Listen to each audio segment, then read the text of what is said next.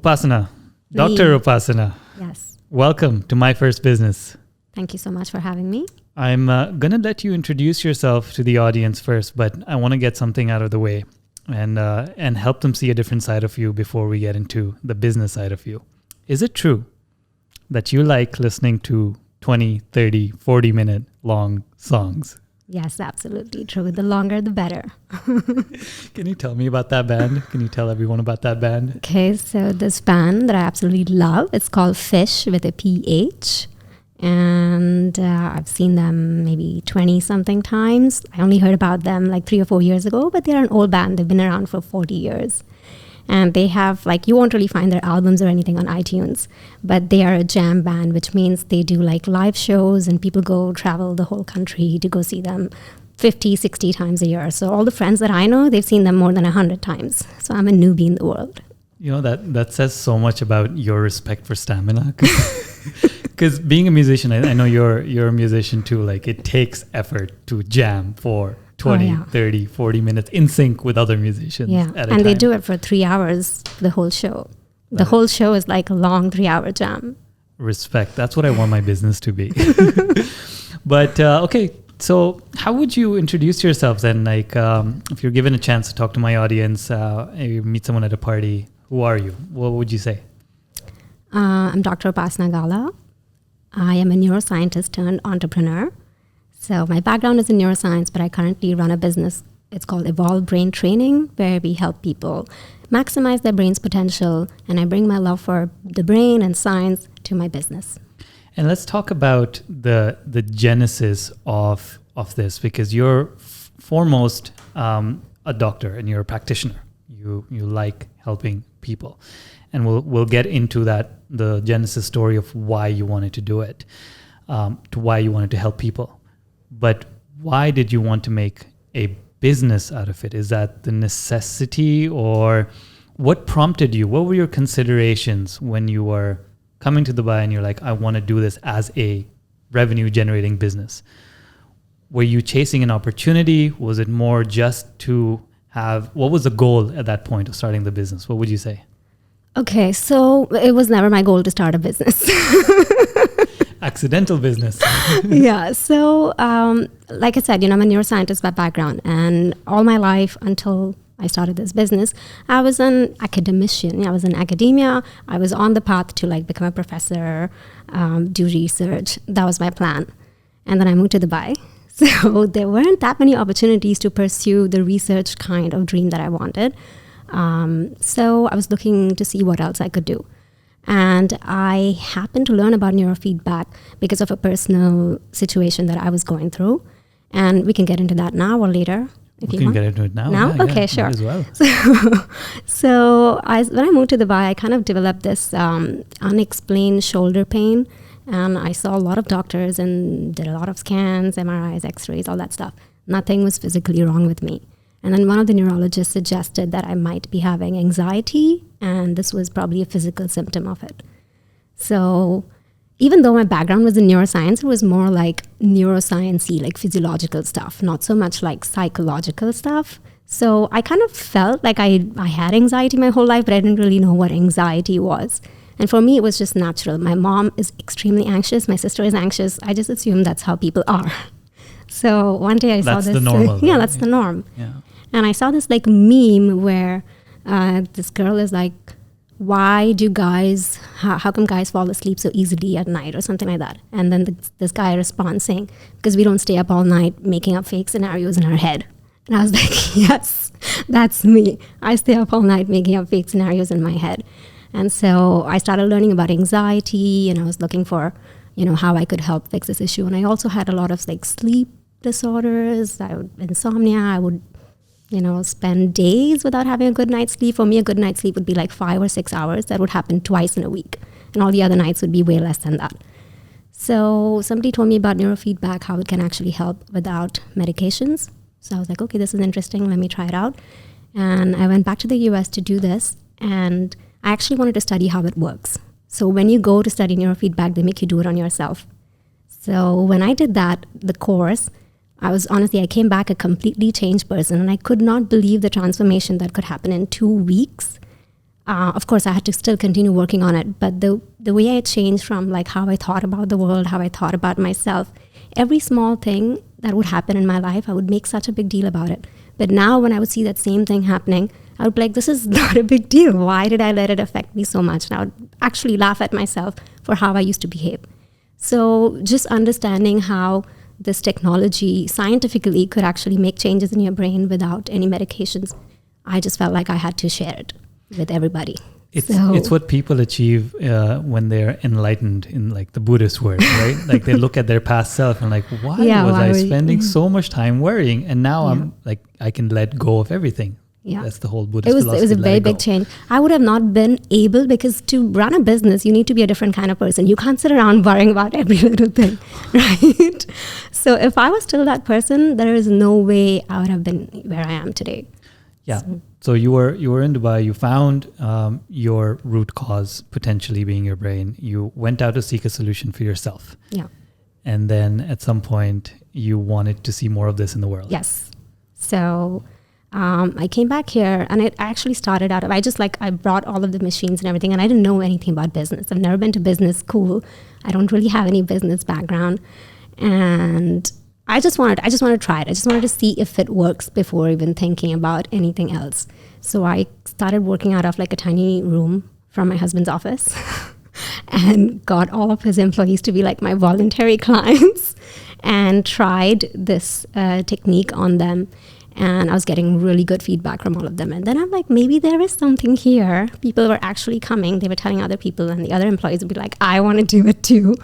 So that's what made me feel like, maybe there's something here and I could do something real with this. So you had proof of concept before you jumped fully in. So you tested the waters. Yes. And you had volunteers, yes, which were forced. They weren't forced, I promise. Yeah, I'm sure. No, but that's actually pretty smart, because, okay, you're the 9th person I'm talking to on this podcast, and no one has been to traditional business school. And including myself, all of us have never made a business plan until today. Yeah. It might be on a napkin. It might be on some discarded Excel sheet somewhere that I never printed it out and look at it. Versus what you hear from MBAs, right? Like they're making 5-year plans before they even start, and they have like distribution, marketing, everything kind of figured out. I think what were the things you think you had figured out before you incorporated the business and found a location to do your service, and the time you were doing your voluntary clients? Very little. Tell you that, honestly, very little. Yeah. All I knew was that this worked, and there are people that were willing to do it, and I knew that they were feeling better. So I knew that the concept works, and then I just had to figure out everything else. So you would say it's like a mission-driven business in that sense. What were the reactions of family members? Are you the first in your family to do business? Is there business in your lineage? So I'm a Gujarati. Okay. That explains everything. So my dad is a businessman. My granddad was a businessman. I feel like every uncle that I've ever known has been a businessman, and none of them went to school or to business school or anything. So I'm pretty sure that I learned a lot of things through osmosis. Also, my husband is a businessman. His family, his father is a businessman. So being around those conversations, I'm sure I learned a lot, even though I didn't go to business school. So even though it may seem like I came out of nowhere, and I feel like my science background helps me with the business, because that, I think the MBA part is like where they teach you to plan and like use data and all of this to plan your business, right? So that I felt like I got that already from the science background. So something simple like, even when I started the business, I didn't know about what all you're supposed to do. I didn't know the terms or whatever, but I was already like keeping track of like, for example, how many men I had, how many female clients I had, how many children I had, who was coming for which condition, how many people are coming for anxiety, how many for depression. No one told me to do this, but I just felt like I needed to keep this data, and which I continue to do till today. So it's like an intuition run business. Think back to the time where you were introducing this thought out to close family and friends that you're going to take this to the next level, make it an actual business. What do you remember in terms of conversations that people were either challenging you in a good way, with asking tough questions, or actually motivating you to jump forward? Does anything stick out from what people were talking about at that time with you?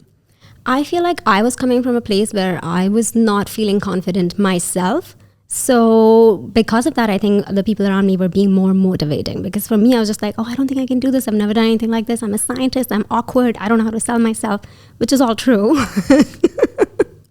It's not hypothetical, guys. And my husband actually was the biggest motivator. He's like, no, you can do it. Like, you've done. So when I moved to the US, I was 17 years old. Out of my entire family, no one had been out of the country. I had never been on an airplane before in my life. And my family didn't want me to go. I didn't know anybody in the US. I didn't know anybody outside of India. And I was 17, and I told them that I did all of the applications, everything on my own, didn't tell anybody, got my own scholarship, told them I was leaving. And they were completely shell-shocked. And, I'm very thankful to them that they let me go, because I'm sure it was a very hard decision for them. But I was able to take that step without any, when I moved to the US, I lived in a lab for a couple of days, because the roommate that I had found online decided to quit and find somebody else, and I didn't know what to do. And I lived all of this crazy stuff when I was still 17. And if I think about it now, I feel like I maybe wouldn't have done it. I was young and stupid and excited at the time, so I was able to do it. So my husband kept reminding me that you did something so crazy back then, and you have.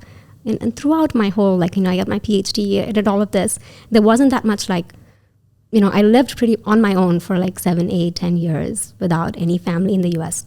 So he kept telling me that you can do it, you should do it. And I was like, okay, I don't know.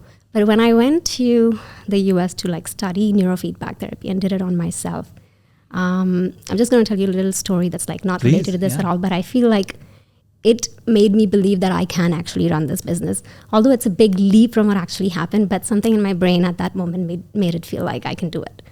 So after I finished my course to study neurofeedback, there was a concert happening in another state by another band that I really love. It's called Particle. And I was looking, I kind of just messaged a few people that I know in the country. Can you please fly out here? I'll pay for your ticket. I want to go see this band. I don't want to go alone. And I couldn't find anybody to join me. So I was like, fine, I'll go myself. So I went myself, and I love this band. Okay, I just heard about them, but I was listening to them nonstop. And this is the first time I got to see them. And they only played 2 or 3 times after that. And I've been to every show, every of their last shows. Mm-hmm.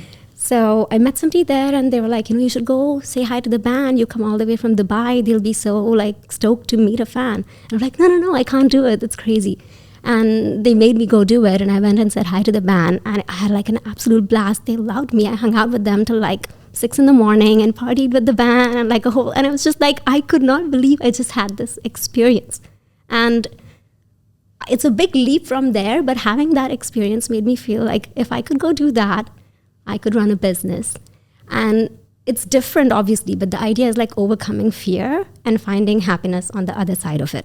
So I think that really stuck in my brain. And when I came back, I was okay, I'm ready to do this. I can do it. Well, so that's when I decided to be let's go for it. I was going to ask you what your gut was saying, but I'm going to take a wild guess, because the way I think about gut, I do believe you should listen to your gut, but your gut builds up all these experiences over time to at least guide you for the next one.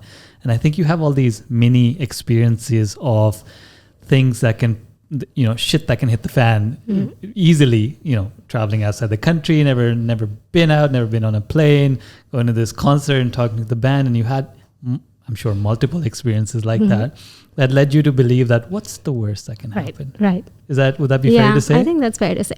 Yeah. And I only had this realization a few months ago that I feel why I felt so confident starting my business at the time that I did, because I had been talking about it for a while, but I wasn't really doing anything. I wasn't taking any steps until this experience happened. So I feel it had. Was that the turning point? Yeah, I think so.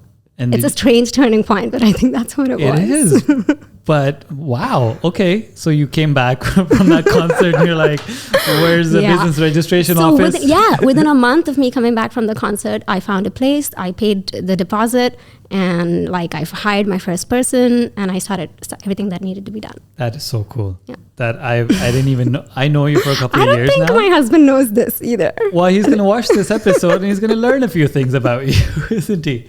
But I want to shift gears, but then kind of on the same topic though about starting. I had a guest here who runs his accounting firm. It's a VAT consultant. He's super good at what he does. And he had his past life as a leadership position in the global tax team of Emirates Airlines. And he was recommending to my audience that you should try to get some work experience in a corporate life, 9 to 5, get paid to learn, because then when you start a business, you'll have a greater foundation and knowledge of what are the moving parts, what needs to happen, build up your skills.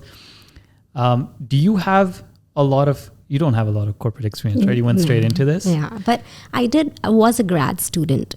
So a lab is kind of like, you have to be careful of the resources, you have to do teamwork, you have a boss. Like I had some knowledge of it, and I also had some information about what kind of boss I didn't want to be from that experience. But no, I didn't have any corporate jobs. Yeah, I mean, there's pros and cons to both, I guess. I want to hear a bit more about that, because you're not coming with any preconceived notion of how things need to be done. And does that light like that inner fire within you that you can make this thing your own, and you have no baggage, no knowledge of like, oh, it was done like that in that place and I should replicate that? Does that give you freedom, to an exciting kind of freedom, or does that give you dread? Like, I wish I'd known this stuff before, So I never thought about it until you just asked me right now. That's going to happen a lot. I had different periods in my last 3 years of being a businesswoman, have had thoughts where I'd be like, oh, I wish I knew this before. I wouldn't have wasted these 3 months. Or I wouldn't have wasted this, 30,000 dirhams, or, different things. But I don't feel like I have any regrets. I feel like whatever I have been through to be here today has taught me something. And so far, touch wood, nothing terrible has happened.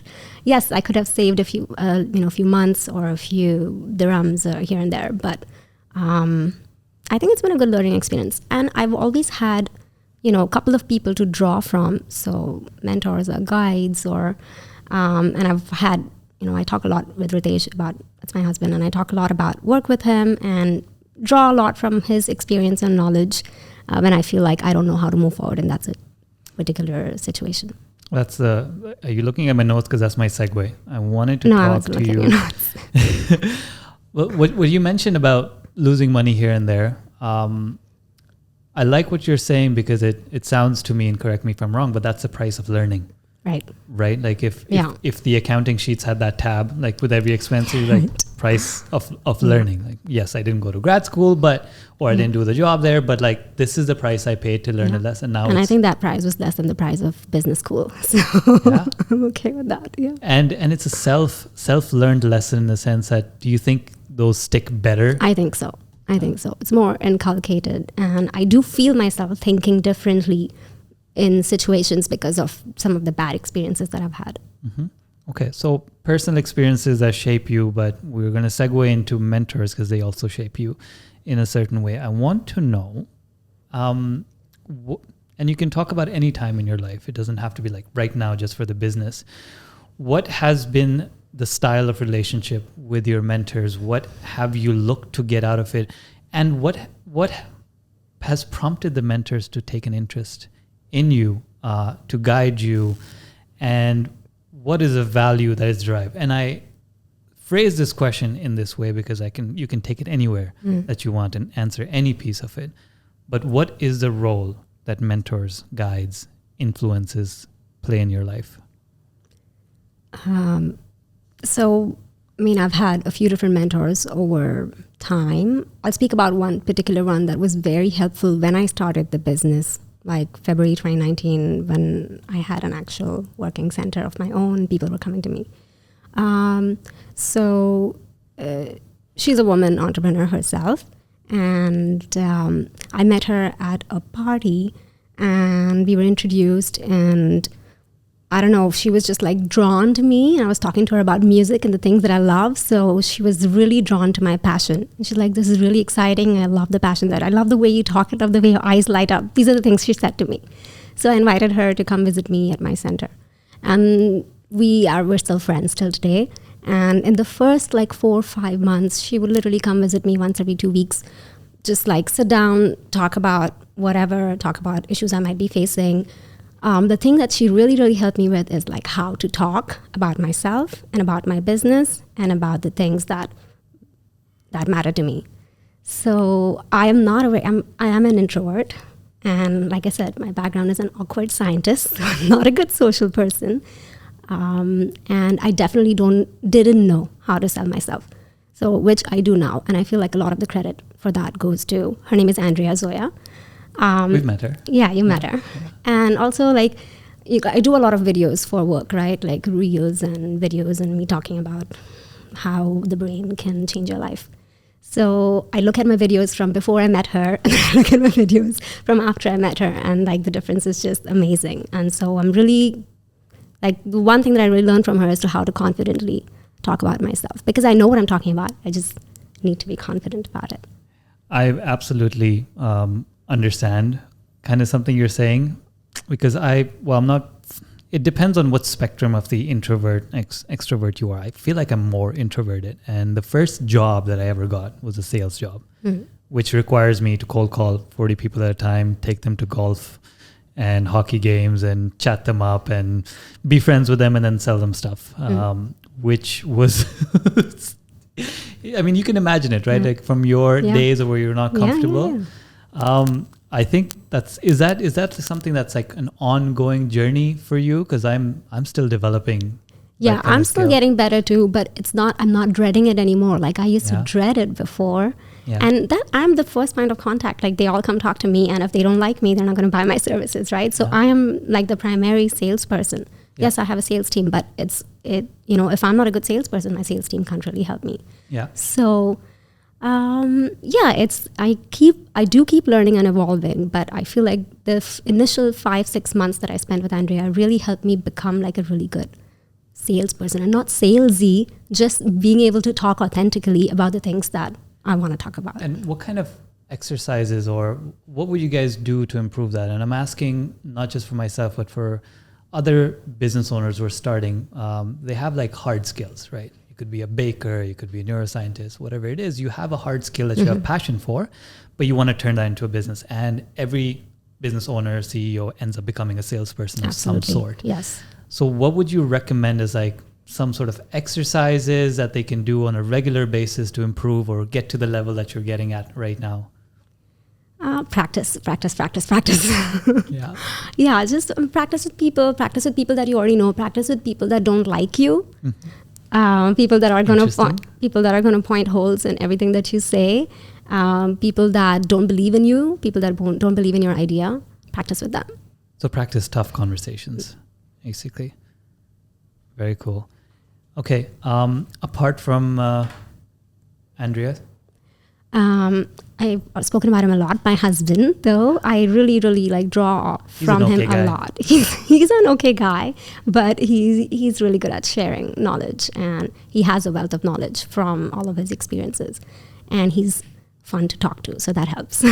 What breakthroughs can you point to? Can you point to a conversation or a challenge that was overcome with a conversation with him? Do you remember a particular story? Yeah, several stories, but I'll tell you about one. So we've been together for 16 years, right? So he's seen me from when I was 18 years old. He's seen me go to, be a science student. He's seen me be a grad student. He's seen me like get my PhD, all of that. So as a scientist, I'm always like, it has to be exactly like this. It has to be perfect. You have to follow the protocol. You have to blah, blah, blah. Even when I'm speaking, like if someone says a sentence that's like incorrectly spelled out, or, the grammar is not right, I just like cannot stop myself from being like, it should be like this instead. And of course, this has caused lots of problems between me and all my friends. They hate me. But Ritesh kept telling me that, this is not, you can't run your business like this. It's okay. It doesn't have to be perfect. It can be wrong. I'm like, no, it has to be perfect. The website has to be perfect. This thing has to be perfect. And the biggest lesson I've learned from him is that it really doesn't have to be perfect. First of all, it's impossible for anything to be perfect. But what I really learned from him is like, it's completely okay to be mediocre. And then you build on it, right? It's okay to be mediocre at first, and then you keep building and evolving. And if you don't know it, because if you try to be good, you will get a lot done. If you try to be perfect, you will literally get nothing done. And that's what was happening to me. I wasn't getting anything done because I was so afraid of like, no, this is not exactly right. But now when I think about it, it's okay if it's not exactly right. It's even okay if it's like kind of bad, as long as I get it started. And then I can like work on it, make it better. And then it'll be good. So that's the one big lesson I've learned from him. I'm going to put that as a poster. It's okay to be mediocre. It's okay to start mediocre. It's okay to be mediocre, Ritesh. It's okay to start mediocre, Upasana. Variation. Oh, that is so cool. I mean, you know what? I go through the same thing and I'm like, what I'm afraid of is inaction, but my perfection or my need for perfection gets in the way all the time. And I'm lucky to be like you, kind of balanced out with someone who's a bit more easygoing on certain things. Yeah. She can be pretty anal about a bunch of things, especially client work and campaign work that's super anal about. But like with experiments, let's say we're trying something new. It's a one-off project or it's a pie in the sky kind of an idea. Her philosophy is just move, and you'll figure out the perfection as you go. And mine is, why don't we make a 6-month plan? Yeah. Let's talk about all the resources that we would need. How long does each task take? Let's put this on a chart. What is a dependent task from this? And it's just, she just looks at me like I'm crazy. Or she feels bad for me. Yeah. Are there tricks that you found can you catch yourself doing that, overthinking, or are you still working on it? Or no, I'm always working on everything.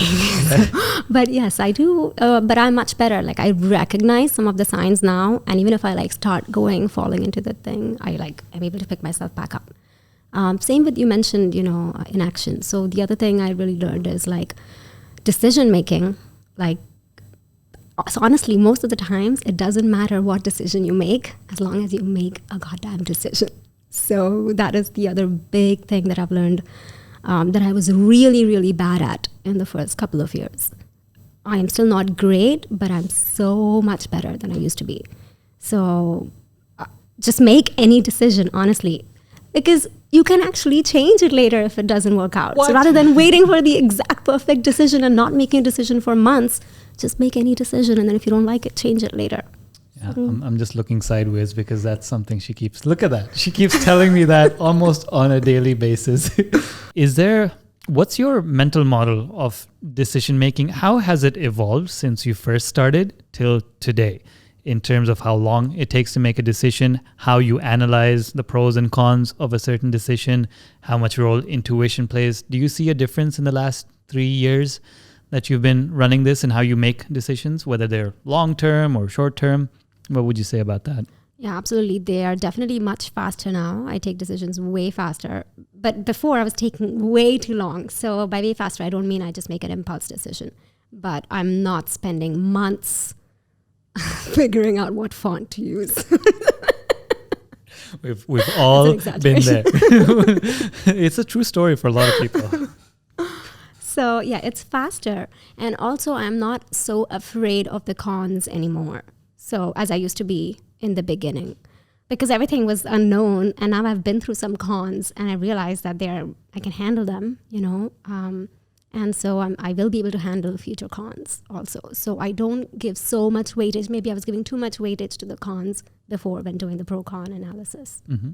So I feel like that's different. I was talking to your husband earlier, and we talked about this subject, and we tried to compare notes between startup life, like new business life versus old generational business, and the ability to make decisions on long-term things. So any plans that require a serious decision.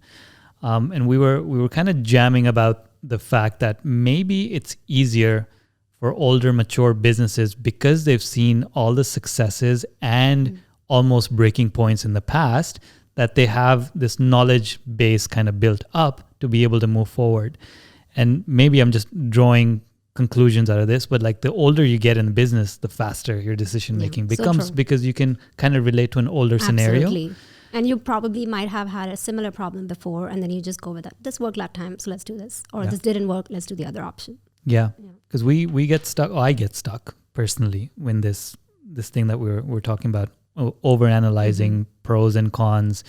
And I'm constantly looking at ways to just jump in the water, but it just feels like, and you can tell me this is right, how has your fear of failure developed over the course of running your business? And I talk about it from a survival versus growth phase. So you're initially, when you start, it's all about survival. Can we break even? Can we just break even? And then you start thinking about, what's my company culture? Because before that you don't, right? So how does your decision making change when it's like, has it changed since survival versus like now growth? In terms of fear. Yeah. Do you mean like, do I have less fear now about? I'm just wondering, do you have the same fear? No, I do not have the same fear. No. Did you have fears before? Yes, absolutely. So much fears.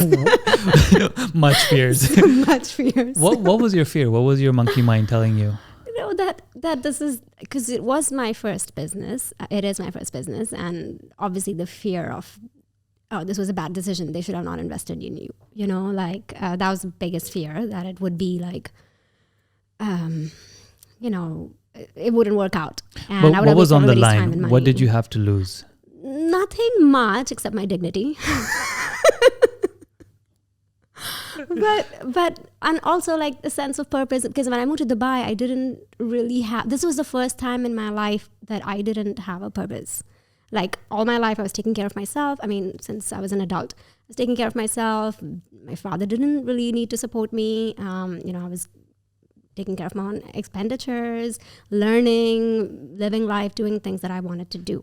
And then when I moved to Dubai, I didn't have a job, didn't have any of my own income. Not that I needed it, but that's the first time that I felt like I didn't have my own purpose. So if this failed, then I would have felt like, again, go back to the drawing board and what am I going to do with my life? So that was what was on the line, my dignity and my sense of self-purpose. I think, it makes a lot of sense. Like we tie our personal identities or our vision of ourself with the business in completely in line. And the businesses can be volatile at the beginning, right? Right. And we're all looking to attach, like, I mean, maybe a generation ago it was with careers in general. Like I'm an accountant and all I know is to be an accountant. I identify myself as an accountant, so I better be an accountant, keep getting accounting jobs and keep getting better at accounting. And now you have this baby that's an extension of yourself. Yeah. It's a part of your personality. Yeah. It's no different than you. Yeah. Right? Yeah.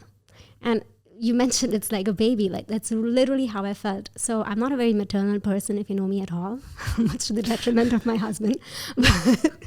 But Sorry, irritation.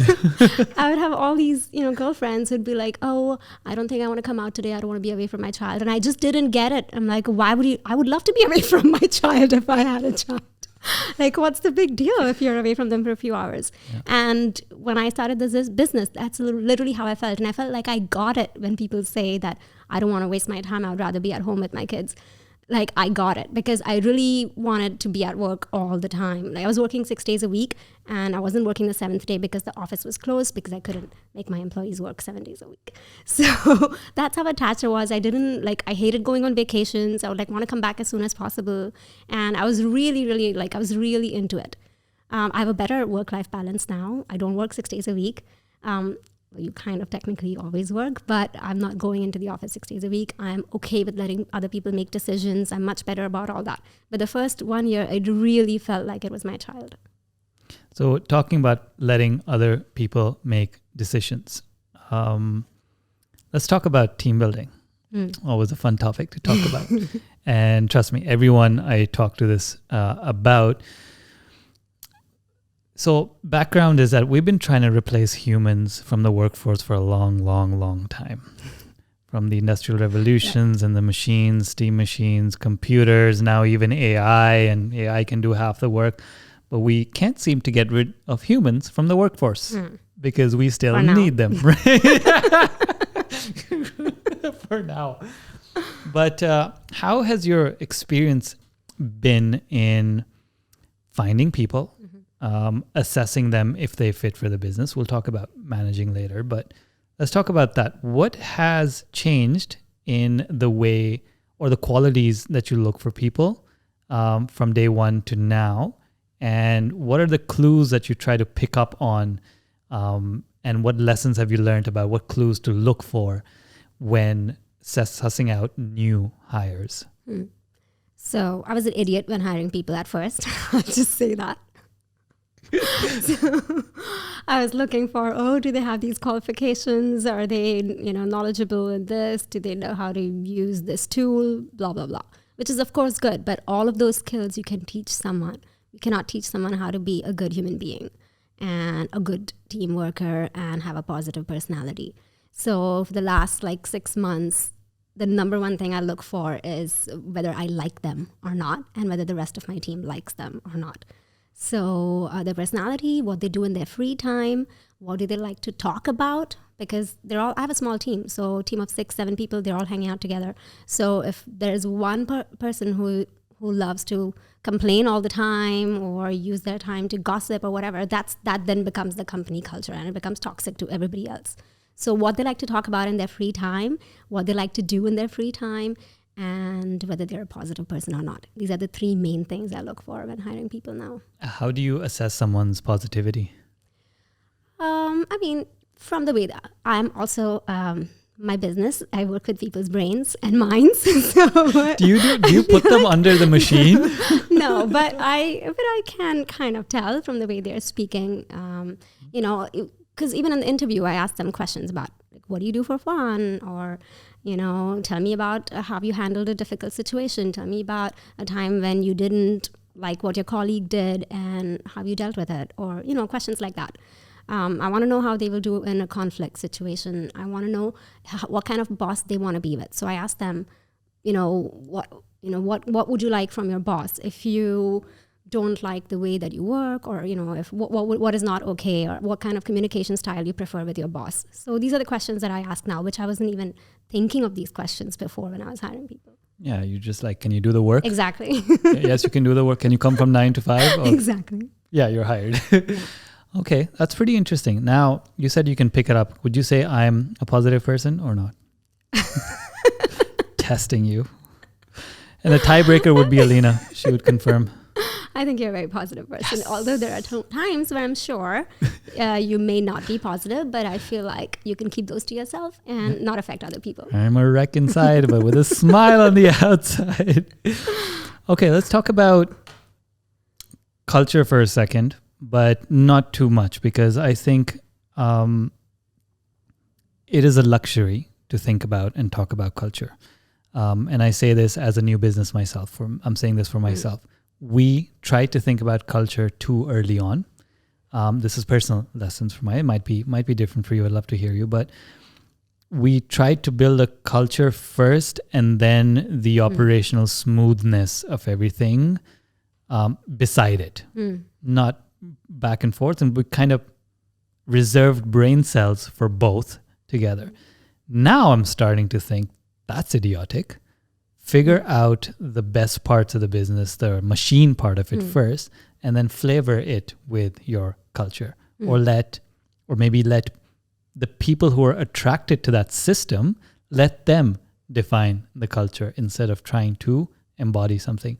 How do you think about culture right now, where the team is right now, and what were you thinking when you in your initial first year, let's say? So in the first year, my team was very small. It was 2 people and me, 2 or 3 people. And it was just about doing the job, whatever, your clients, you take care of them. But then I hired a couple more people, in my second year. And that's when I felt like I had a team. It was like a team of 5 or 6. We would go out, we would talk about things. And every person that has left either to go to, school, because I do hire a lot of young people, so they leave for master's, PhD, all of that. I felt like the comment that I got from many of them is that I need to hang out with them more. So this is something that I have now taken into account, and I try to do that more. I give more one-on-one time to all of my whole team. Once in 2 weeks, I hang out, go have coffee with them, ask them, just chill, chat. And I think it makes a big difference, because today's, the generation, the talent pool that we have to draw from, they will work somewhere else for less money if they feel more valued there. because the things that drive them are different from the things that drive us and or other people older than us. And what motivates them is different. Yes, of course, some of it is about the money, but I don't feel like money drives them as much as what they get out of it. Like, are they happy? Do they feel like doing good work? Do they feel they see a growth for them? Do they feel that they are valued over there? So I feel like this is something I've tried to embody after getting this comment from a few of my team.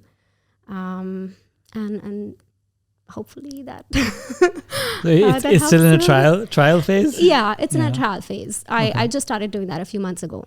Okay. Yeah, I'm very happy with my current team, but that's because my entire team has changed in the last 2 years. Yeah. Because I made a mistake once of having somebody on the team that I knew was toxic, but they were doing good work. And now I've decided it doesn't matter how good you are professionally, it doesn't matter how good you are with clients. If you are really affecting everybody else's happiness, then it's because the organization is a being as well on its own. So if it's harmful to the team, it's harmful to the organization. Doesn't matter if you're really good on your own. So my new policy is hire fast, fire faster. So, wow. Yeah. Okay. to keep the company culture intact and positive. Hire fast, fire fast. Hire fast, fire faster. Fire faster. If you see something wrong. What's the fastest you fired somebody? How long have they lasted? A month. But that month was enough for me to know, because I was seeing the same signs that I saw in a couple of employees that I know were not good, where everybody else is coming and telling me this person needs to go. So I didn't want it to get to that point anymore. Yeah. Yeah. And is it becoming easier now? Yeah, much easier. Because I don't think of it as like a personal thing anymore. I'm thinking, because I am supposed to represent the organization as a whole. The organization should be healthy.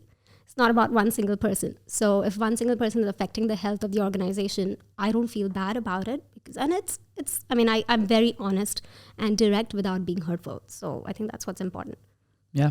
And I think sometimes it's a win-win situation, because that person may not have wanted to be there. One. Absolutely. Two, they will actually thrive and be really super important somewhere else, where they can find a similar level of energy with their manager, with other colleagues, with the type of product or service set, and it's not like the person is shit. Exactly. It's just not the right fit for this. It's the fit. And that's very hard for younger kids to understand, because they haven't been through enough jobs. If you're hiring young people, we're hiring young people, it's usually their first or second job. So they don't have much knowledge to draw off that I'm not the fit. Or it's not you, it's not me. It's one of those breakups, it's like, it's not you, it's not me. It's just, we're both great, but let's just be great together. Right. You go be great somewhere else and let me be great. And you can feel the change. Like, I can see when everyone is good, like, it really feels like I'm walking into something so positive. Everybody loves each other. Everybody's doing good work, and it affects clients, right? Clients are like, you can feel the energy. If everybody in your team is happy, clients are going to be very happy too. So my responsibility is to the clients as much as to my team. So. I totally understand that energy part. I mean, I can go deeper into that, because I've been learning more and trying to feel and sense it more. I started doing Reiki healing as well. I can sense it now, and it's people that are holding on or exuding energy all the time. And in an organization where everyone has a common goal, yes, everyone has individual goals, but having that common goal, what have you found for yourself, at least, to bring these individual goals and that common goal aligned? Or how do you get the buy-in to your vision and what you're trying to build over here, and what their contribution will be, how important it is for them and for you to work together towards that final vision that you have? What's your take on that? So this is something I started doing only about a year ago, where every 6 months, so we've done it 3 times now, I do like a whole day. It's like training day, but also it's like going through the mission and vision statement and talking about where I see the business in the next 6 months, and discussing with them what each person could be doing, because they want to see what they're going to be doing next, right? Nobody wants to do the same thing for however long.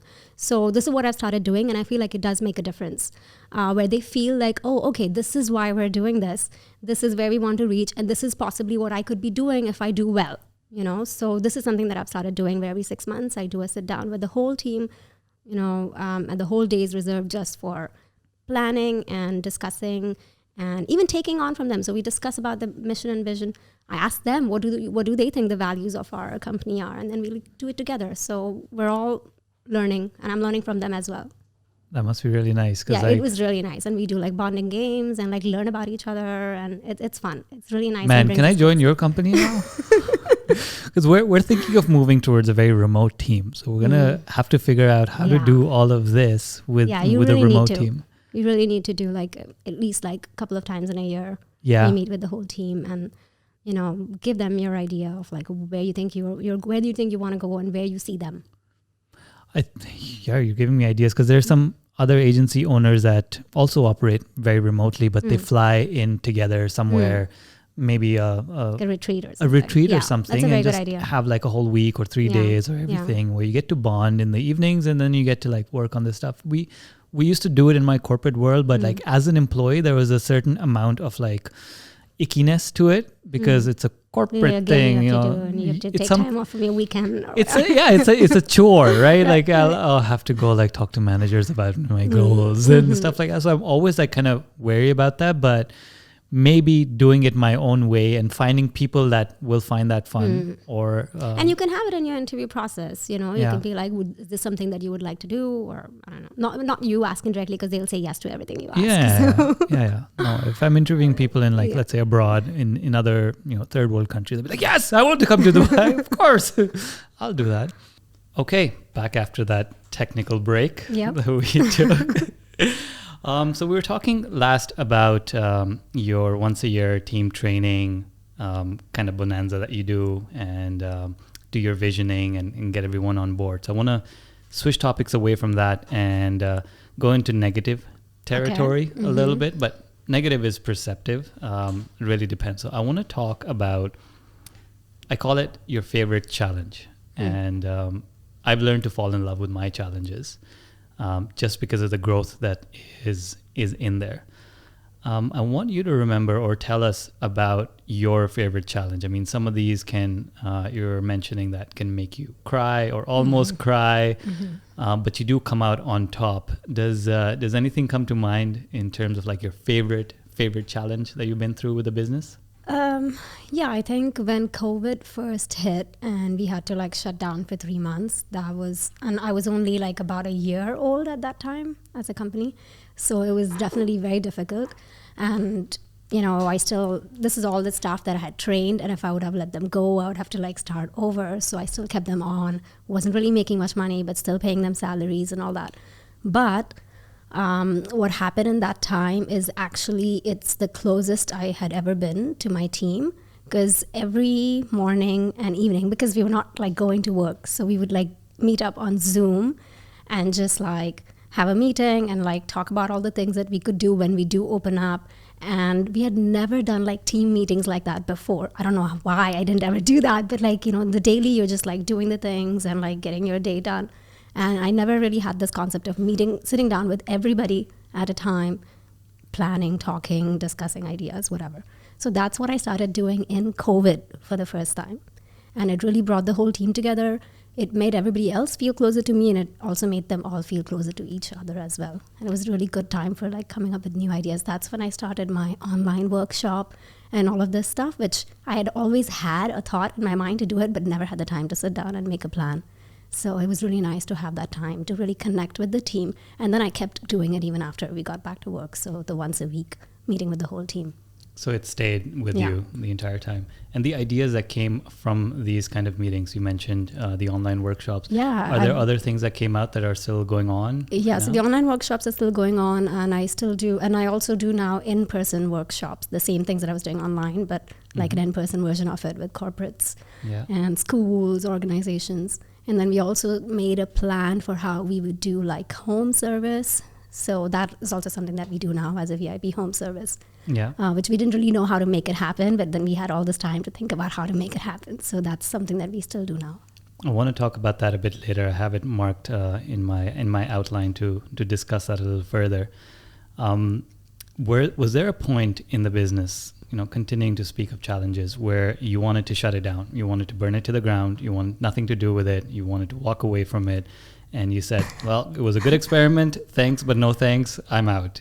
Did you get to that point? I didn't get exactly to that point, but I got very, very close last year when basically I lost my entire staff because of like one bad egg. I spoke a little bit about it earlier, but it was like my favorite people that I was really close to were like leaving one after the other. And I was like, oh my God, what's happening? What did I do? I mean, they all had good reasons, and it was nothing about the company or the business, but it was definitely like, it made me realize having the right people is really important. And even if you have like someone amazing who's really good at their job, but if they're like, you know, creating a toxic work environment, I'm going to lose the other people that I really like as well. So that's a lesson that I will definitely always remember. Have you learned to pick up on telltale signs of bad apples and rotten apples? So I think I talked about this earlier, right? It's like, I mean, because I meet with the team more now, so I try to get an idea of how they feel about any new person.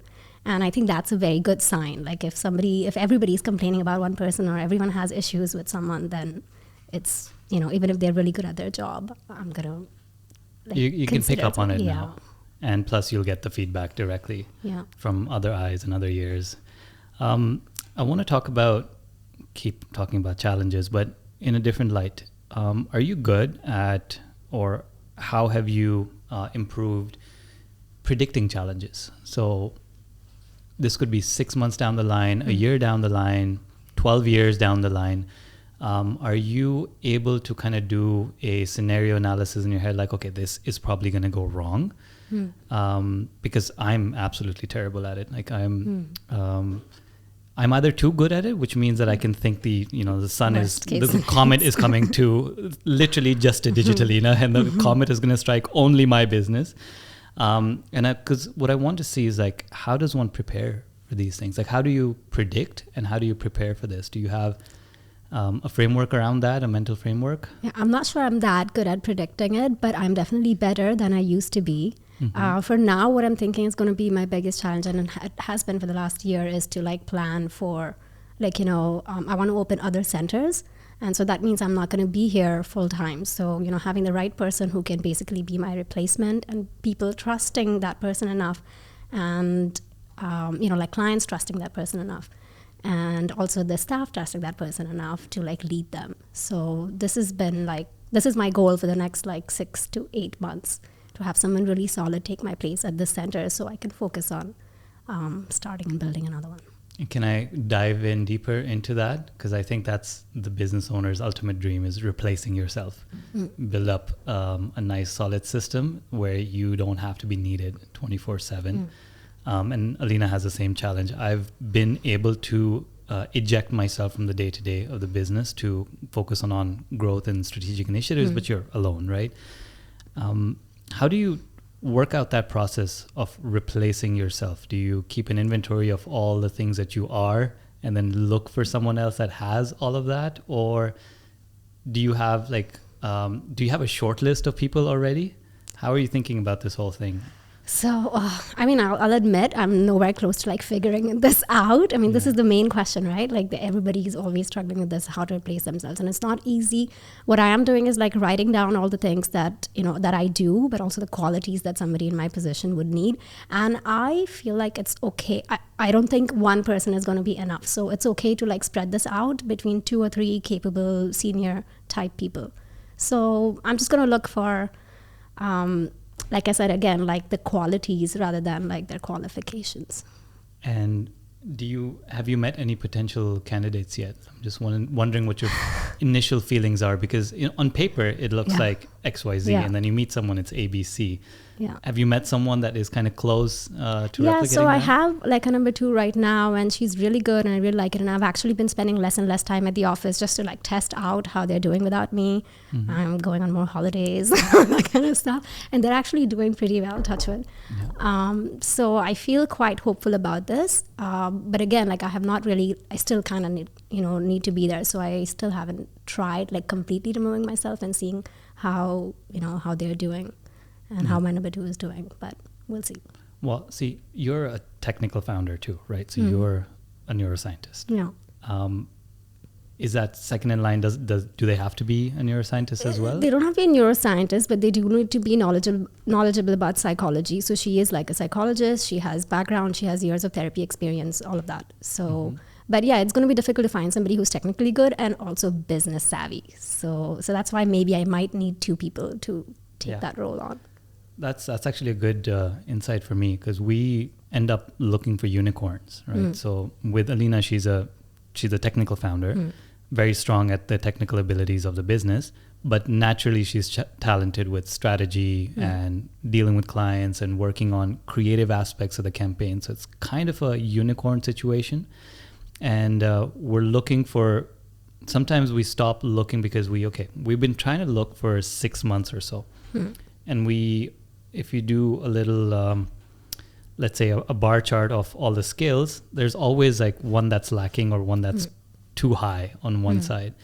So we're wondering if actually the insight I'm getting from you is maybe it doesn't have to be one person. Maybe it's a bunch of people that complement each other, because we want to take more trips too.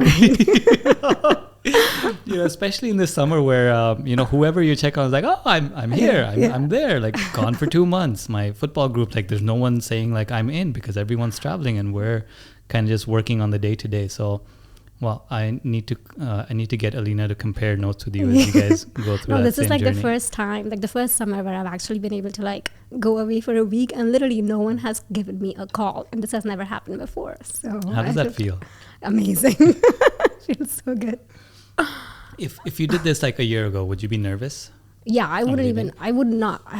A year ago, I didn't go anywhere for like 10 days without checking my phone. I didn't do that. Yeah. So I wouldn't even imagine doing it.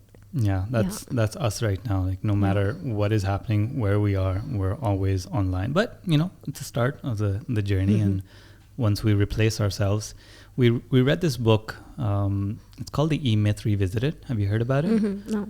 So it's a subtitle is something like Why Most Small Businesses Fail and What to Do About It. And the biggest lesson of that book is about replacing yourself with systems. And one of the biggest thing, it's done like a narrative. So there's a story weaving into it, or each chapter has like a story kind of weaving in. And the first chapter has a story of Sarah, who's a technical founder in the sense that she wanted to make cupcakes, but she ended up starting a bakery. Okay. And making cupcakes for fun is very different than starting a bakery and serving all the people there. And the biggest lesson for us from there was to write our own job description from that first chapter, which we've recently done. And we showed it to a consultant friend of ours. Mine was 6 to 8 pages long. He didn't even look at it. He's like, you're dumb. It needs to be 1 page. And if it's not, then you need to delegate or stop doing some of those things.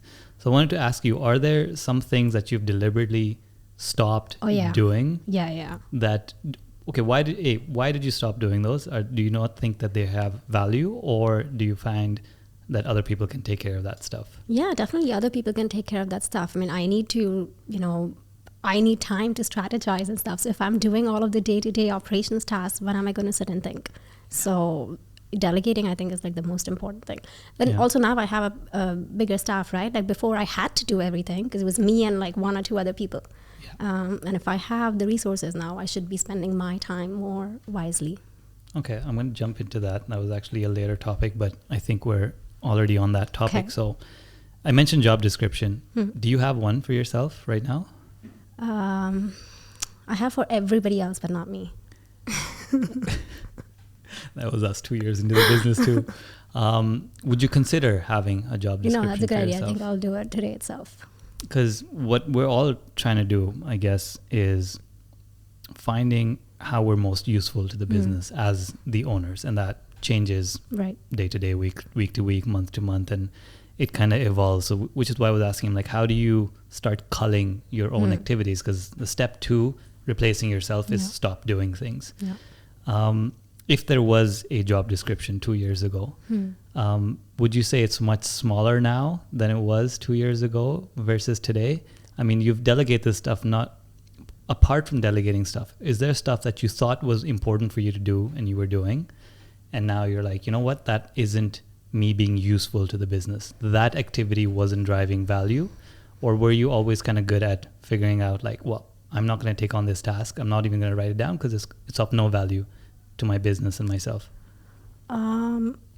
I have done every single thing that anyone does right now. Okay, I have done every single task myself in the beginning. Like customer support too? Everything. All Yeah. of the tasks that are on everybody. So earlier, my job description would have been 7-8 pages long like yours. And now those 7 pages belong to 7 different people, right? And so your question, have I stopped doing something that I thought was of value before, but now I don't think it is for me to do it? Or just for the business to do it, like a task. Or I'll give you an example, right, just to jog your mind. I was very hell-bent on building a proper system for onboarding new clients, how the timeline works, what task needs to happen when, how it needs to be assigned, and put it all on this self-designed kind of operational system that I've built or coded from scratch. And I found, okay, initially it takes time to do that. 6 months were gone, 3 to 6 months. But then I was so addicted to it. I just kept tweaking it every day, even though I didn't have to. And each incremental tweak did not lead to massive value, but it was taking a lot of my time. So I had this thing where I was like, okay, you're the owner of the business. Every touch point or every task that you do needs to have maximum return on your time, because your time is very expensive. Like your hourly rate is whatever, $500, $1,000, $10,000, right? You can't be tweaking settings within a CRM, for example, right? So are there things like those that, outside of delegation, you said like, you know what, we're not even doing that anymore. Like I'm not tracking XYZ anymore, or I'm not documenting ABC anymore? Before I used to do the leads calls myself, right? I didn't have like a marketing team to do that. So of course I don't do that anymore because it's not necessary for me to be doing those things. And I have trained the team well enough to do that. So that definitely doesn't require my time. But still, like there was a couple of weeks ago, my entire staff had COVID. So I was sitting and doing those calls pretending to be my team, like. What did you call yourself? One of the girls' names. I love it. So much. You gotta do it. That's why, I'm still like very involved in everything in the sense that I can still do any of the tasks that anyone else is doing. Yeah. If, they are unavailable, but I don't actually do them in the day-to-day life. That's amazing. No, I think that journey that you've taken is a step. We have to take steps towards that too, and find people that can take away my stuff as well. Sticking on the job description thing and the tasks that bring most value. So basically all I spend my time doing right now is like meeting clients face to face. That is pretty much only just thing I do. Stuff, That's the only thing I do. And of course, like keeping a tab on everything, like, making sure things are being done, but not actually doing them, but just making sure that they're being done. Yeah. So those are the two only things I pretty much do right now. But that also takes up a lot of my time. Okay. I still don't get enough time to strategize as I should. So maybe somebody else needs to be in charge for keeping tabs on everything. Yeah, or maybe you need to... Actually, we'll talk about keeping tabs on you and inspiring you to do what you need to do as well in a bit. But the last thing I want to ask about, these kind of value-driven tasks and how you're changing them with the addition of the team. Do you find that you're good at... So now, let's say 100% of your time was devoted to 7 different activities. Now they're all being outsourced, so you have more time.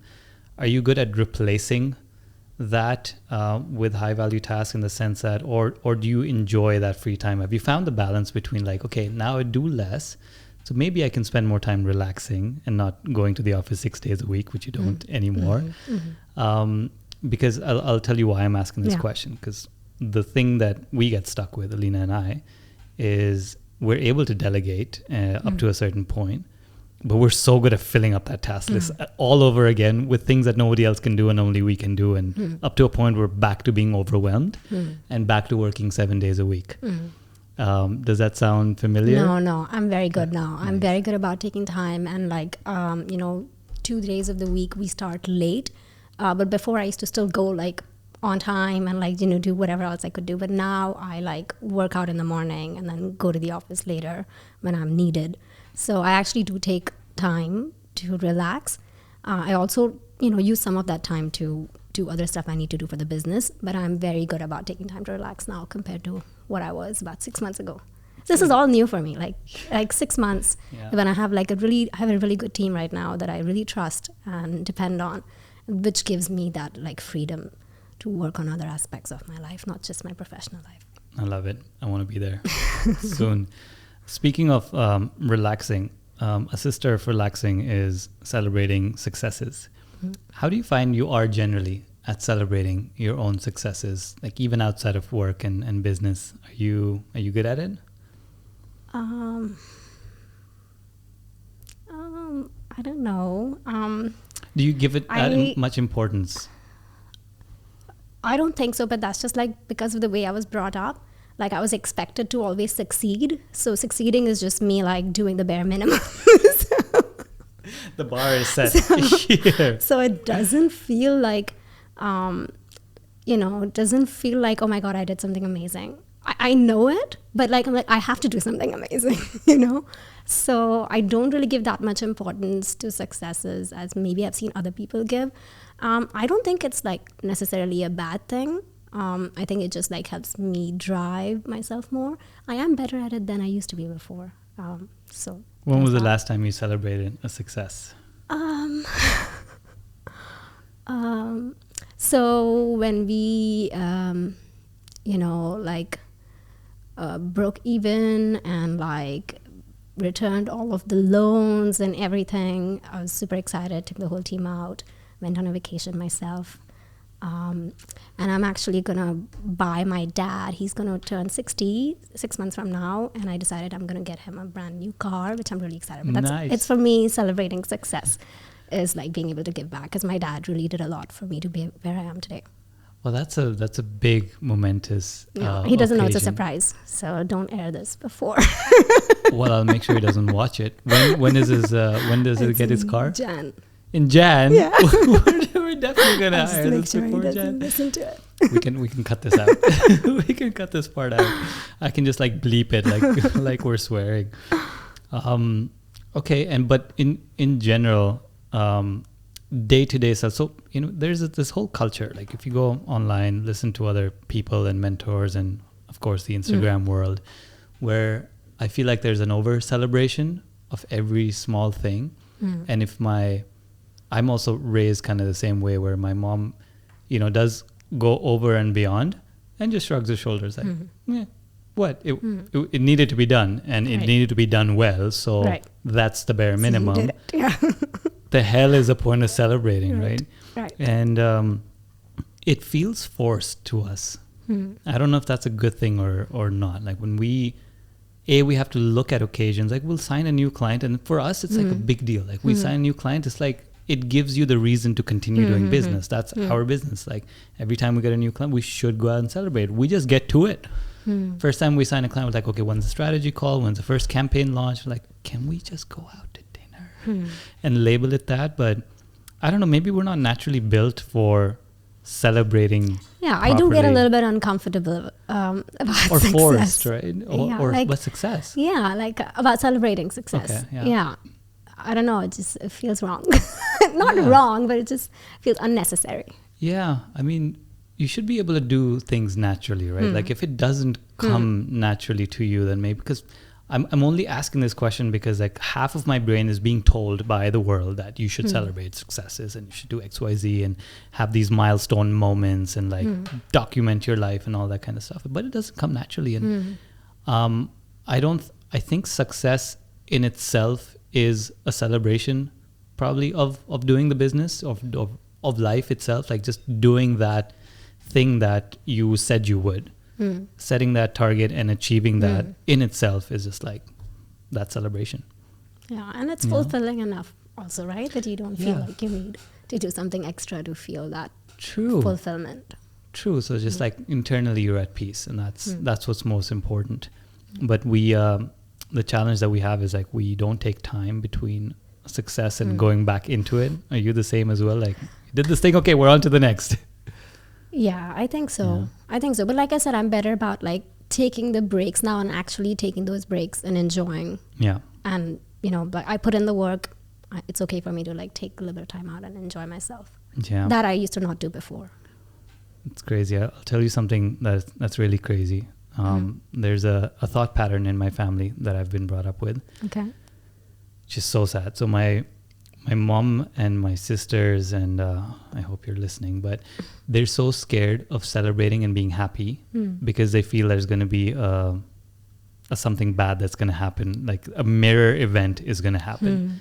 So in our culture, we call it nazar as well, right? Yeah. Like trying to be evil too careful. Yeah, evil eye, just like try not to be too successful or too happy. Right. And that kind of got drilled in my brain. Yeah, I feel the same way. Yeah? Yeah. Like I also like never trust the success. I'm like, okay, fine. Yeah, I'm successful right now. But what if this client decides to leave us or like, whatever. Yeah. Like, I'm not sure this is 100% a success yet until like it's like done and over. And then 2 years later, I'll be like, yes, that was a success. Yeah. Yeah, like it has to go through its like journey of not going bad. Right. Basically something not like it was up to a point where even like say you and I are laughing at a joke. If my mom was sitting here, she'd be like, "Oh, you guys are gonna cry tonight." I have my 3-year-old or 2-year-old nephew at home right now, staying with us for a few days, and that's what my mom does. Like, "Oh, he's so happy. What's gonna happen to him later? Oh, no. He's gonna hit his head somewhere." She's always that. So. Trying to fight that off, like I think that is also part of naturally what gives us the allergy to celebrating, over I remember celebrating actually success. like I was like this even in school. Yeah. So, I was always the topper and everything. So, but I would like hide my scores. Like I wouldn't tell my friends. They would ask me, "So how much did you score?" And I would have scored like 100, but I would tell them I scored a 96, just because I don't know. I felt uncomfortable about always being like the highest scorer, and then like I don't know how people feel about that. So I used to hide my successes even like before whatever I could hide. I totally relate. I'm just as you're saying that, there's like 300 stories running in my mind of times where I'm like, nothing happened. Right. Yeah. Like I won the damn thing, nothing happened. Yeah. No, we don't talk about it. Only my journal. And even when I'm journaling, like I'm very scared. So there's, even when you're doing your gratefulness journal, let's say, I'm so scared of writing things down just so that universe won't take it away from me. No, I get it. Just to balance things out. Because life is a bit of yin yang, right? Like there is going to be that dark side, but I don't know. Good luck to us to keep positively celebrating success. I want to switch gears now. I want to talk about something that we're considering that you have experience with, the EO, the Entrepreneurs Organization. Oh, you have YPO. Yeah, YPO. Right. The EO, I just got into it, so I will start in September, my journey with EO. So, we have like the 4 learning days and then everything that goes around, but I haven't yet started. I start in September. Okay, yeah, we just got in as well, so we're doing our nice. final EO? revenue checks. Yeah. Oh, cool. Or EOA. Yeah, same EOA. Yeah, cool. Yeah, nice. yeah. So we're going to be starting soon. Yeah. Is it cohort based? Like I think so. Okay. So we're in the same class. Yeah. So I'll be sending Alina to that. So I'm taking a separate road. So I'll be working with a business consultant that will help me with my stuff, with my 8 pages of job description. Okay, yeah. And then Alina is going to do EO, and then we're going to cross-pollinate ideas that we can. So we'll see you there. Yeah. What made you, or what were your considerations in choosing them or choosing that path with EO before you got talking to them? What excited you about that kind of opportunity? So my husband is part of YPO. So I go to a lot of these like YPO events that are open to spouses and, learning events and stuff. And at one of these events, I met another spouse who also has her own business. And I was talking to her about how I really enjoyed that session. And she's like, "Oh, but this wasn't actually really a good session for you. I think it would be better because of where you are in your business journey. You should consider this." And then she told me about it, and I read up on it. I spoke to the person, and I'm like, this actually makes more sense, because what I was missing in life, because I'm a solo entrepreneur, I was missing that mentorship. I was missing somebody to bounce ideas off of, and just like it's a very lonely journey, and I feel like I'm not getting enough learning that I should be getting. And whatever I was learning by making my own mistakes, and I should be learning from other people also, not just from my own experiences. So that's why I thought this would be perfect for me, for where I am in my journey right now. Yeah. So, and what have you kind of set your goals, or are you going to wait till it starts to kind of set those goals for yourself? Like, I'm not sure how this whole thing works. I'm trying to sell it to myself because Alina's fully gung-ho sold on it.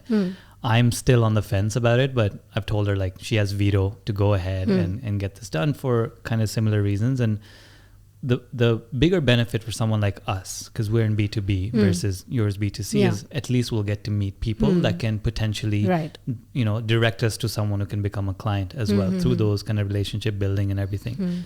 But the actual learning part of it, I'm not sure how they structure it or bring the best out of you, because I think we talked about this earlier. Some of the best lessons are the ones that you teach yourselves through your own challenges and failures. I understand, but not all the lessons you need to teach yourself, right? You can learn from other people's lessons as well. Yeah. So, it's going to take you forever then to figure things out. Like there's so many things that I learned from like my own mistakes that if somebody had told me, I could have saved 6 months, 30,000 dirhams a year, whatever, Yeah, absolutely. Yeah, no, I'm still coming to terms with that kind of thinking, which has been absolutely detrimental to me. So even when I started to learn to play the guitar, I took 0 lessons. I struggled with online tabs and like, where's that finger go? And YouTube videos weren't a thing back then either. So if I had a tutor, I would have sped up that learning journey and avoid like bad hand shapes that are now hurting my wrist. And then spend that time getting better at guitar, right? That extra saved time. Absolutely. Yeah. No, good luck to you, because I want this to be known to other parts of my audience. So my audience is mostly made up of, right now, it's entrepreneurs, so people who are not yet have started their journey and they're on that bridge of entrepreneurship, or new business owners.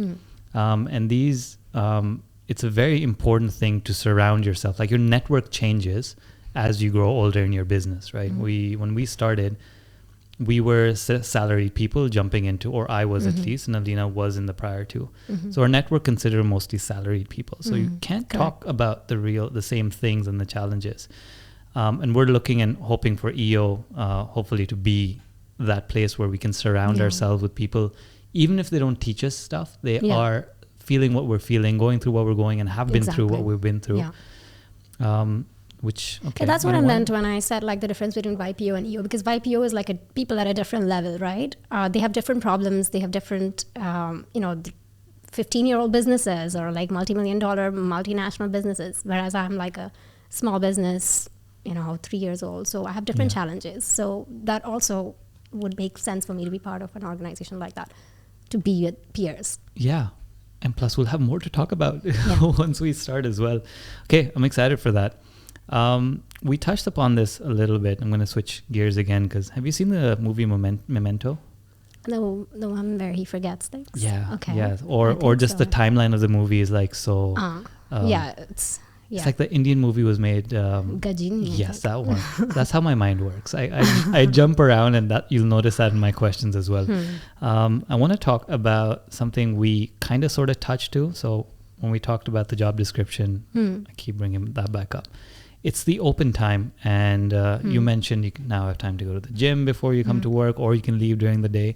I want to talk about your particular self-care routines, because not only do you promote this as something that your clients should be doing and the world should be doing, but what kind of example are you setting for your clients? What are you doing for your own self-care on a day-to-day, week-to-week, month-to-month basis? Yeah, so like the most important for me is like the 3 times a week working out with my trainer that I do not miss, like no matter what happens. I will like move appointments or whatever I need to do, but I need to do this 3 times a week.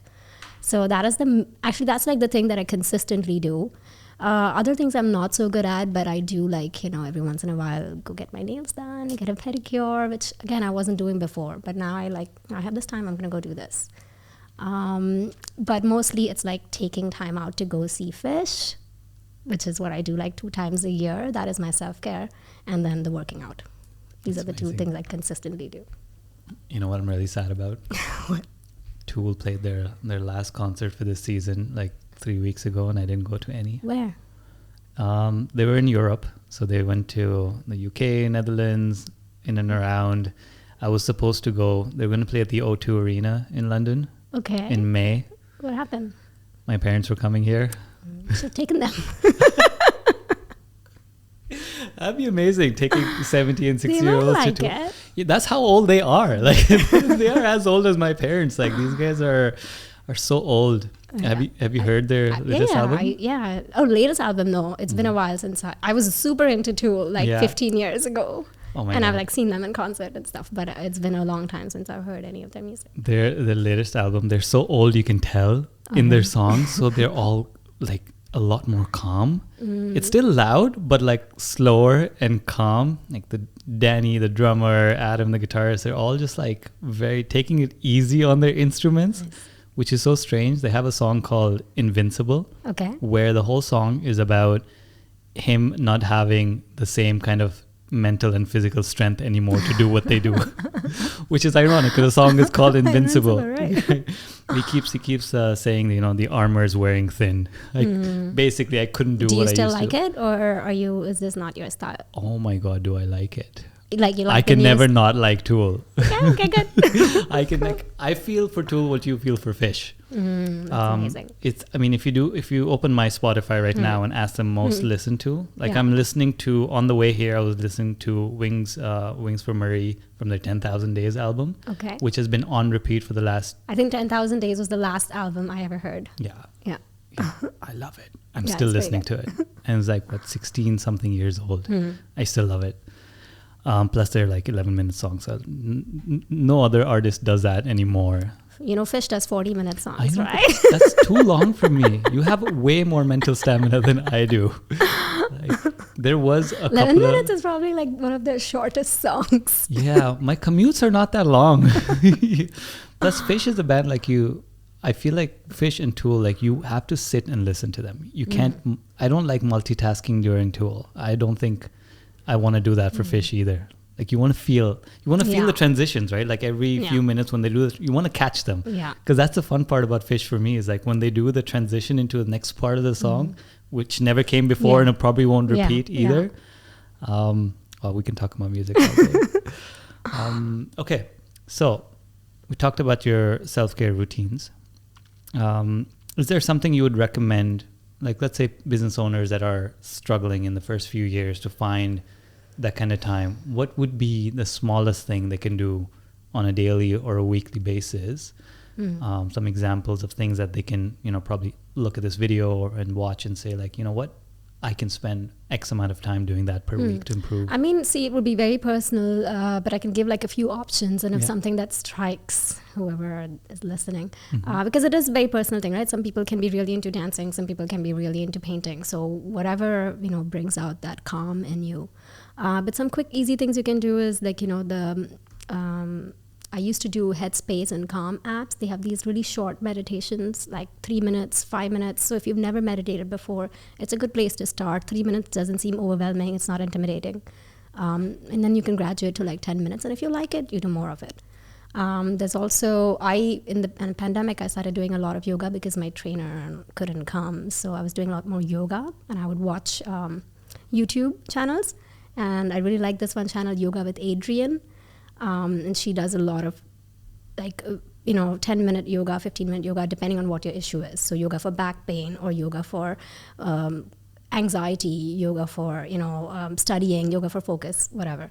So, and like she has beginner level, intermediate level. So it's a really nice way to start doing this if something you always wanted to do, something physical, but weren't sure where to start. How do you spell Adrienne? Is it Adrienne? ENNE. Okay, cool. Yeah. That's going to be on my list for sure. Yeah, I used to do it. I did it. I used to watch her videos a lot. But then I started working on it. I miss it. Maybe I'll go back. Yeah. Thanks for reminding me. This is your sign to go back to it. And then, gratitude journaling is always good at the end of the day, especially like, because when you are a new business owner, I'm sure there's lots of things you do struggle with. So it's easy to forget about the things that you can be grateful for. So that's a nice little exercise. It just takes 5-10 minutes before you go to bed. In fact, if you go to Kinnikunaya in their self-help section right now, they've got this thing I picked up. It's been amazing. It's called the 5-minute nightly. Okay. And every page is for a day, and they kind of prompt you for this. So a lot of the times where I was stuck was like knowing everything that you're saying, because we read about this, heard about this, but you need something to give you a prompt. Yeah. So when you get one of these like guided journals, like, hey, write about 3 things that made you high energy today. for example, or like notice where you felt your energy being low today, and you just write one thing and you're done for the night. Yeah. Very nice. Those are fun. So my sister actually has her own line of products where she does have a gratitude journal that comes with its own prompt card. So it's a 90-day gratitude journal called 90G by Timebox. And Timebox, Timebox. BOX, yeah. Get it. And each page is like it's 90 days. So each page is for 1 day. And then there's questions. And then there's also prompt cards that come with it. So if you cannot think of like an answer to that question, it gives you like a specific, and you can even like play a game with those questions, like with a family or, at a family get together or friends, like, name, one thing that you did for somebody else today, or, like questions. Yeah. That's amazing. Is it available in Dubai? Yes, it is available. I'm getting it for sure. 90G Timebox. Yeah. Okay, cool. Because you know what? That's prompting something that I've started doing, but I would love those prompts because with my dad who has Parkinson's, we've been sitting down every day and I kind of write prompts for him. Very cool. Sometimes very simple ones like what is the date today, just so that he can use his memory. And then I'd be like, write down your the names of your children. In case he's having a bad memory day, just kind of jog it. And then he'll go to like, how are you feeling today? And then he wrote down, he's like, I'm doing okay. So my next prompt was, because he's not very comfortable talking about it, but this doesn't have to be about Parkinson's patients. As you're saying, like you can sit down with your wife at the end of the day and, So I'll tell you a story. While my husband and I were both in isolation a couple of weeks ago, we were like, what should we do? Let's play a game. And he really hates board games. So he found this one game in our game store. It's called Rememory, REMEMORY. And it's basically things like it will give you like a topic, like marketplace, or I don't know, school. And then you like talk about what memory that jogs. And sometimes there'll be like a more specific question. It was really fun. And we like talked about, we've been together for like 16, 17 years. So we know everything about our lives, right? But still, when we played that game, we came up with like stories either of us didn't know about each other. So that was really nice and fun to play. And it's like good for yourself also to remember something that you may have forgotten about. Yeah. Well, so it's called Rememory. Rememory. Yeah, really fun. I like that. Yeah, it's very simple, but like it really like opens up, and you can play with like a group of friends or whatever. It can really open up a lot of conversations, allow you to get to know yourself better and the person you're playing with. Question: how do you win at this game? Just playing it is winning. Right? Like you get closer to the person. It's like the inside competitive nature comes up. Like, how do I win? There's no winners. It's all winners. They're all winners. Everyone's a winner in this. What else would you recommend? There was a time, this was a fad before, but it used to make me calm, like the adult coloring books. It really did work because I used to, that's fun. But whatever makes you happy, like whether it's music, whether it's whatever, like just take 10 minutes to do it. 10 minutes is not like a big time commitment. Yeah. And then if you enjoy it, and like especially if you're learning something and then you spend more time doing it, great. Yeah. I can jam about this stuff with you all day. I'm reading this book called The Body Keeps Score. Have you read that? I'm halfway through it and it's blowing my mind. And things that I'm understanding that, when you go through a traumatic event, no matter what the size of the traumatic event is, the part of your brain that thinks of the things that you like to do or will make you better is actually off. And he's mentioning that, like when you're saying like, hey, it's, personal to you, what you want to do to make yourself feel better, whether it's music or yoga. There's a part of your brain that needs to come up with, hey, what are the things that I like and I enjoy? And for some people that kind of is actually off. Does neurofeedback help with that? It helps with that in the sense that because it makes you less depressed, it turns off those like negative brain patterns. So now maybe that part of the brain opens up where you can talk about or, think about the things that you like to do and have the motivation to do it, have the drive to do it, have the energy to do it. Yeah, or the space, just the mental space to do it too. Yeah. Because if the waves or the magnetic waves are too high of that negative part of the brain. Exactly. So any kind of state of mind has like an imprint in the terms of brain patterns. So an anxiety brain pattern looks a certain way, depression brain pattern looks a certain way. And when your brain is stuck in that pattern, that is like, it's stuck in there. It's not able to get out. So with neurofeedback, we're changing these patterns. So turn the depression brain pattern into a non-depression brain pattern. Turn the anxiety brain pattern into a calm brain pattern. So once it's in that state, that's the regulated state. Now in this state, the brain can do a lot of different things. But if you're stuck in the other state, you're kind of stuck in that. Yeah. He has a whole chapter in it about neurofeedback. I know I get a lot of clients who come to me because they read the book and then they're like, what is this neurofeedback? And then they Google neurofeedback and then they find my center and then they come see me. I know. I was pretty excited because so he, in the outline, I try to read every book's outline before I start. And he had like solutions at the end. I'm like, oh, it has neurofeedback. And then the initial part of me about that book was like, why don't I just skip ahead to how to be better? But like the context of what he's talking about and everything that's been proven, and he's not one of your regular like, hey, take a Xanax kind of doctors. It's going more into it just helps you understand behavior of humans and empathize a bit more, like reading about how chemically the brain works. You can kind of go through your day to day and be a lot more kinder, I guess, to other people, and to yourself. That's the hard one. But I can. But if you recognize the patterns, and like when you read stuff like that, and you recognize, hey, you know what? Like I understand, I feel this way. I understand, I don't have the drive to do this, but that's because this is what's going on in my brain. This is what's going on in my body. So it helps you be kinder to yourself too. Yeah. I actually like touch wood every time I read the book because a lot of people have gone through a lot worse than me. Like some of my trauma is in quotation marks and it's self-inflicted or it's given itself importance, so I do feel happy at the fact like I can still enjoy music. I can still I love doing yoga, I love playing sports, I can play card games, I socialize, and makes me feel a lot better. Like, listen, I still have the agency over myself and that power of myself to work towards a solution to whatever I'm facing right now. I'm excited to finish that book. Actually, I'm scared. Sometimes you read a book and you're like, oh, it's going to be over soon. Because I'm really enjoying all of this stuff. I would recommend, don't read it before you go to sleep because you get weird dreams. Oh, really? I was reading about all these trauma cases, they're really intense. And I'm like, oh, I shouldn't. The dreams are not that, that great. Okay, moving on. While we're on this subject of, helping ourselves, I wanted to ask you one very specific thing of what you think about the imposter syndrome. I'll give you some context. I'm trying to change my mind on this, right? Okay. I used to believe, yes, I have imposter syndrome and, it's holding me down, et cetera, et cetera. Lately, I've been starting to think like maybe it's good. The imposter syndrome is good to tell you that maybe you are, for the lack of a better word, shit at something and stop doing it. Versus thinking like you're actually good, but you don't have the confidence to do it. And I'm trying to frame my mind around this because I feel like everyone has a bit of imposter syndrome, or maybe you can tell me if you do or you don't. Okay. Or what you think about it, what you see in your patients who have this, what you see the people in your life that claim that they have imposter syndrome. How do you think about that whole subject of imposter syndrome?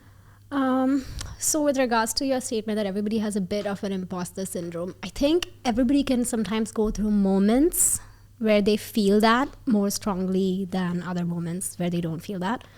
I know I have felt it at some points. A lot of people feel it but don't really know there is a name for it. It's just like a feeling where you feel that, oh, am I even like, especially like when you do start succeeding, you feel more of it because you're like, oh, is this real? Do I really deserve this? Did I earn this? Yeah, did I earn this?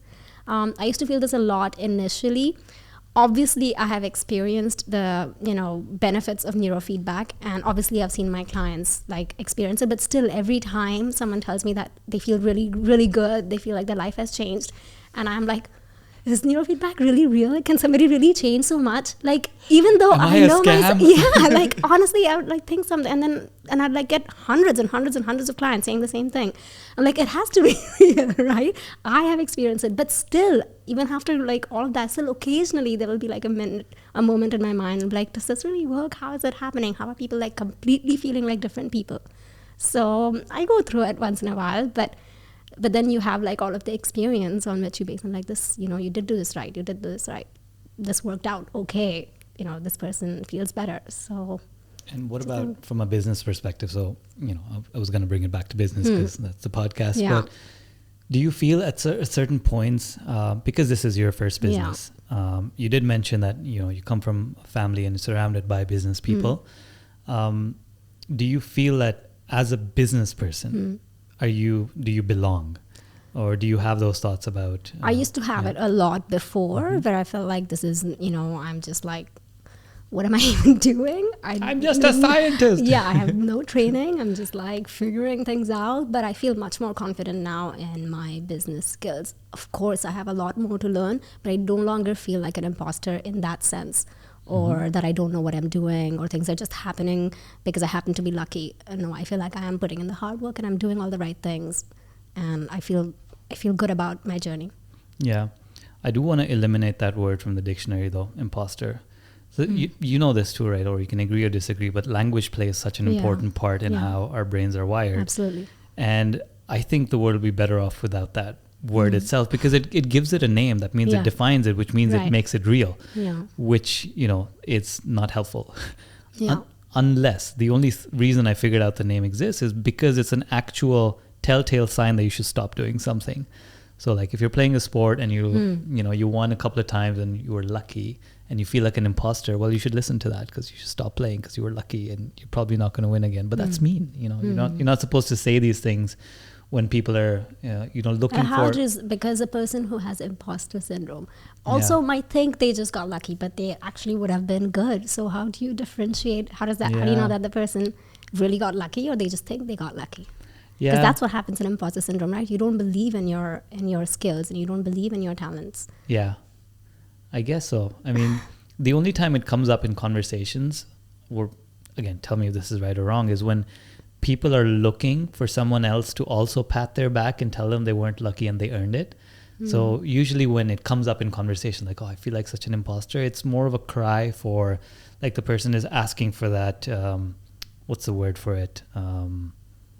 Blanking on the word for it, but they're looking... validation. Yes, that's exactly. They're looking for external validation as well. So I guess it's important in that way. It creates kind of bonds between people, and everyone loves hearing good things about themselves all the time, or not all the time, but like once in a while.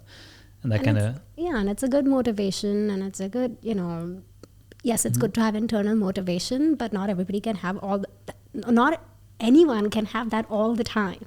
Yeah. Right? Sometimes you do need those external motivations. Sometimes you do need the rewards, the praise. Yeah. Yes, it's good to always be internally motivated, but that's unnatural to imagine we can always fuel with just that. I'm hoping this is a byproduct of EO as well. Like, I hope that, at least there's some validation there from other business owners or from people who've been there, being like, you guys are on the right path. So when we were doing, I was doing a session with my consultant. Okay. And he was doing a deep dive and digging into my processes, and parts of it, he was just like, wow, you figured this out on your own? I'm like, yeah. I was like, yeah, nice. That's good. Before the call, I was nervous, and I shouldn't be, because I'm paying him. So I shouldn't be the nervous one. He's the vendor. He should be nervous about helping me. Yeah. And I was feeling a complete wreck, like, oh my God, what am I doing in business? Like, I shouldn't be taking this journey in my life. And when we went through that conversation, without even mentioning the words, he just showed me where I'm ahead of some other people that he's already talking to, that are further in business years, but we've kind of figured a lot of stuff out before. So it kind of helps, because that's one thing I feel like, will keep creeping up, because you always compare yourself to the next highest level. I want to switch gears again, memento style. Okay. We're going to go back and then come back to the present. So when we went back, we talked about those new ideas that you generated in your team meetings around COVID. I wanted to ask you, what's your system of managing the pipeline of new ideas? So when you talk about home service or talk about expanding the number of clinics, so those are like larger kind of initiatives. Then there are smaller things that, we're in the shower and you think of like, hey, it'd be good if we did this. Yeah. Do you have a systematic, do you have a place to store your ideas, to review them, to build on them? What is your process of taking an idea from 0 to 1 look like? Yeah, so when an idea first comes up, like I write it down on I have a thing where I like write everything, like whatever's, shower ideas or when I'm just sitting and I don't have clients. So I put it down there first. And then when there is a moment in my business life where I'm actually able to sit down with the team, I'll like put it up, or if they have come up with an idea, same thing. And then like talk to them about it and see if anyone wants to like take the lead on it and how they want to move forward. And then I do like with a smaller subset, a meeting with the people who are interested in that idea, and then talk about how we can do it. I give them a week to come up with a plan, then discuss it again. And then we try to do like a mini tryout. And then if it goes well, then we do it full scale. I like that. Do you do this regularly with the team? Like share all your ideas? How do you cull no, the number not of all. ideas? So it depends on how busy we are business-wise. And like so in the summer, we were quite, it's not that busy. So we've like taken up 2 or 3 ideas and we're kind of working on it right now. But when it's super busy, like September, October, November, we don't have time for these kind of meetings. So we don't do it. But we do it when we do have time. So the initial journal where you write everything down, I'm just going to dive deeper into every section. Yeah. Are you calculating the probability of success when you're writing it down, or as soon as the idea comes, you write it down and figure out the priority? No, as soon as the idea comes, I just write it down and then I prioritize later. How much do you define that idea? Is it just a bullet point? Is it a paragraph? No, it's definitely not a paragraph. It's like a line, a sentence, or a phrase or something. Yeah. Okay. And from there, how do you define for yourself? Let's talk about killing ideas. Mm-hmm. Are you good at like culling that list, or do you put everything into motion? No. We don't definitely not put everything into motion. Like I said, it really depends on like how busy we are. There's so many things on the list. I'm only working on like 3 of them. Yeah. There's like 25 things on that list. So it also depends on like what kind of like resources I have at that moment in terms of people and money to see like which idea I can like, get a quick return on, or something that I know is going to take a very long time. Maybe it kind of takes a back seat. So yeah, just stuff like that. I don't have any like system. It's just like me kind of. But this is all intuitive. Yeah, all intuitive. It's like a intuitive business plan in your mind. Like, is it worth my time? Do we have people to do it? Right. How long will it take? Yeah. Is it a priority this year, next year? Yeah. So you do that intuitively. And you prefer that way? I mean, it's just the only way I know how to do it right now, given my time. But if there was like a more systematic way that someone wants to like tell me how to do it, I'm happy to. I mean, there's a million books on like 100 different frameworks, and like it's overwhelming. Exactly. Yeah. To actually systemize things, I like your way because you move the fastest because of it. Yeah. Like you're not overthinking, overanalyzing every single thing. We used to do this kind of framework actually when I used to work in this office. It was called the impact effort chart, and kind of looks like this, right? So you have impact on your y-axis, effort on your axis, and you build 4 quadrants. And impact and effort are defined by you. So effort would be how many resources it would take, how much money it would take, how long it would take to come to fruition. And impact would be like, is this good for our business or not?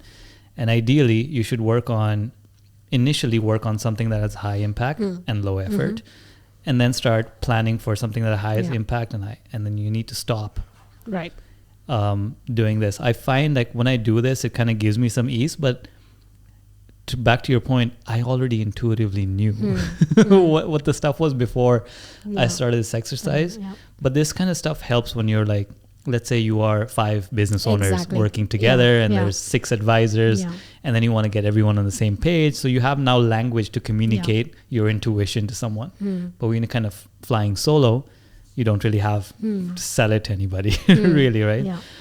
So the next part I want to talk about is the share with the team part, right? How do you present your idea to the team in a way that they understand where you're going with this? It really depends on the idea. So I'll tell them what the idea is, and I'll tell them what it means for the business. What good it will do for us, how they could learn from it, or what value it brings to them as well. And then basically like open it up to them. Like have them ask me questions, and if for them to understand why we need to do this. So far it's been going pretty well. Yeah. Like whatever I have discussed. See, there are some ideas which I know I have discussed with them, but we just haven't had the time or the resources to start working on them. But they know that this needs to be done at some point. Yeah. Yeah. I like it. When I used to be a corporate employee, I didn't like it. I like it now because I'm on the other side. But when I was an employee, and this is probably what people feel, or maybe I just feel this, but all these extra initiatives that came from the boss, because there was no ownership, it was kind of like, hey, there's this new thing we're going to do. And I'm like, I already have a full workload. I'm working 9 hours a day, 10 hours a day. And you want me to do this as well? But getting people's buy-in, like, I think so I asked them, like, who wants to take the lead on this? Yeah. I think that's the important missing point, is that you give them the ownership, right? And they develop the idea with you. Yeah, and I let them, and like that brings them value, right? Like they feel like they're learning, they feel like they're growing, they feel like they're contributing. And we mentioned this earlier about like the new generation, like they want to feel like they're making an impact. Yeah. Right? So this, I think, really kind of helps with that. I like that. That's been missing from us. And I'm getting stuff done. Yeah. No, this is my ideal life, right? Like I'm sitting there with the ideas and then, how would you do this for me?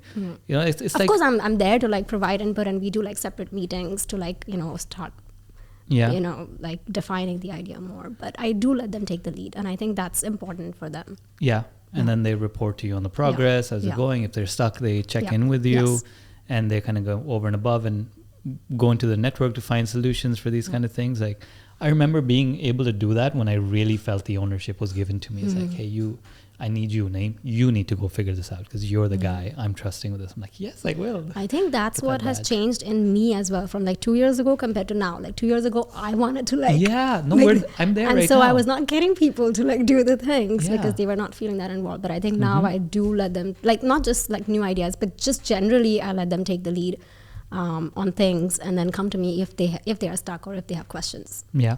And I think it makes them feel trusted, and so they feel more valued as well. I love it. We need to start implementing that as well. We have trial run a few things on the go right now where where Alina is like discussing with a separate vendor of ours to help improve a process. And she's like, yeah, I got to talk to their support. I'm like, you are not going to do it. Please give it to, Abdul to like kind of look after this himself, like give him the ownership. It's like, okay, fine, I'll do it. But we're both in the place where we're like holding tight. You remember that, right? You love it. You love giving up. It's more time for you to take those vacations, Yeah, I know. But you remember how it was, right? Yeah, I know. Yeah. It's like a mix of distrust, mistrust, or like just having your own wanting flavor. To do it exactly the way you want it. Yeah. I need to let go of having it. And I think we're getting better. She had a conversation with me last night. She's like, hey, I think I'm okay of imperfection. I'm like, what? That's the best. Who are you? Who am I talking to? Where's my wife and what did you do with her? Speaking of these kind of things that we change our mind about from year to year, I wanted to ask you, and this is completely borrowed from Tim Ferriss, so sorry for stealing your question. Tim, I'm looking at the camera. Okay. But what core belief, and this could be about business, it could be just generally about life as well.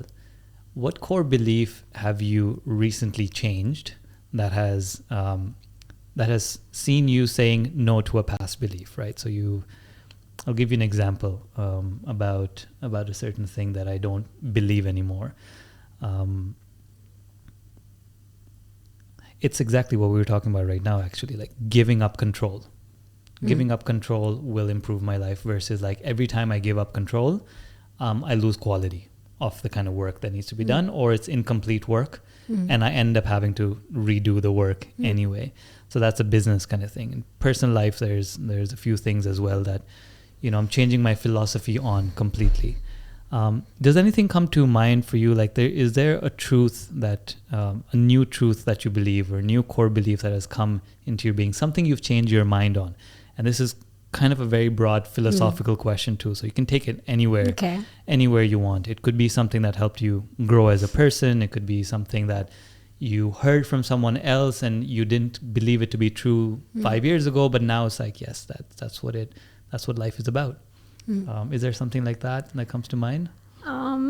I don't know if this answers your question or no, but like a couple of years ago, I had this like feeling and it felt very freeing. So because I have always been good at whatever I do, I just don't do the things that I'm not good at, right? So that's why I'm always good at the things I do, because I'm only doing the things that I know I can be good at. Yeah. Right.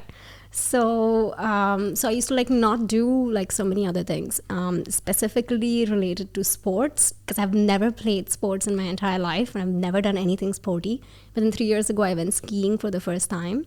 And like it was very difficult, very hard. I really enjoyed it, but it was very difficult. And I just had this like moment of revelation. I'm like, you know, I just have to be okay with the fact that there are some things I'm not going to be good at, but it's fine. I can be not good at it and still enjoy it. And I know it's like, it's natural. It's a natural thing to feel, but it took me like many years to come to this point where it's like, it's okay. I don't have to be the most amazing at skiing or whatever, you know, and I'm never going to be, and it's totally fine. And I think that was like, having that moment was like very freeing, because I am good at a lot of other things. So it's fine. Like, enjoy those things. And then these things, just do it for fun. You don't have to be good at it. Do it for fun. Yeah. That's a new part of your vocabulary then, as of 3 years ago. Yeah. No, that's really good. I mean, that opens up the possibilities. Exactly. And you do more things and you try more things, and I'm not afraid of failing. I'm not afraid of sucking at it. It's okay to suck at things.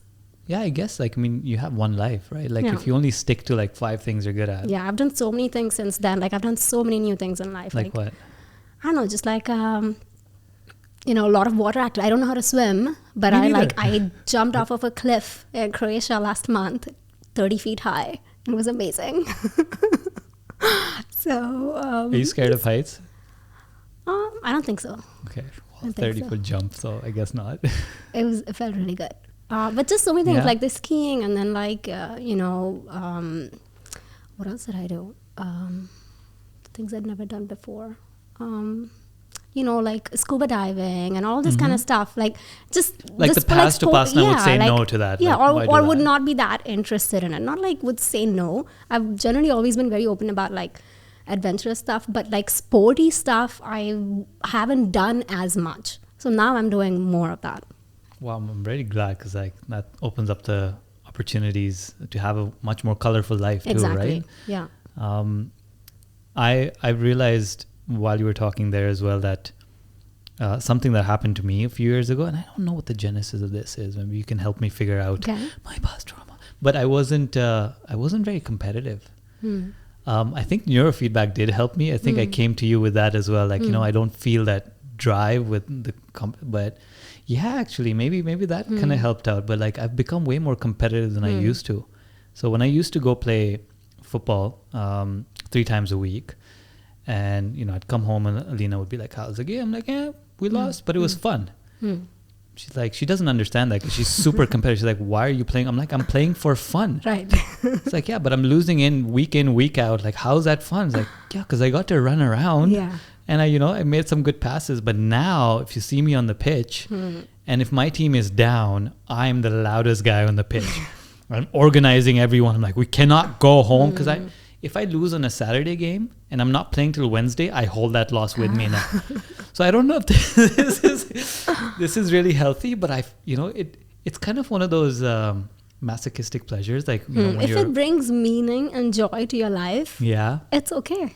It does. Yeah. It does. Like, when I'm playing, so you know what it does for me? It makes me feel more present in the moment. Yeah. So when I'm playing board games, if I was playing board games 3 years ago, I'd be playing for fun. Oh, I'm spending time with my friends. You know, it's like, oh, we're getting to chit chat or have a few laughs. Now I'm focused. Yeah. I'm present. I'm aware of what everyone else is doing, what my scorecard is, and I'm totally into it. I'm super competitive with board games. Well, you've made me actually, with most things in my life that I used to do until 3 or 4 years ago, everything that I did, I always did it to win. Yeah. Right? Like, hey, we're going the other way then. But now the things that I used to like always win at, I still win at them, and I still do them to compete. But the other stuff that I know I'm not good at, I do those things for fun. Yeah. Well, at least now you have a separation and a variety of those things.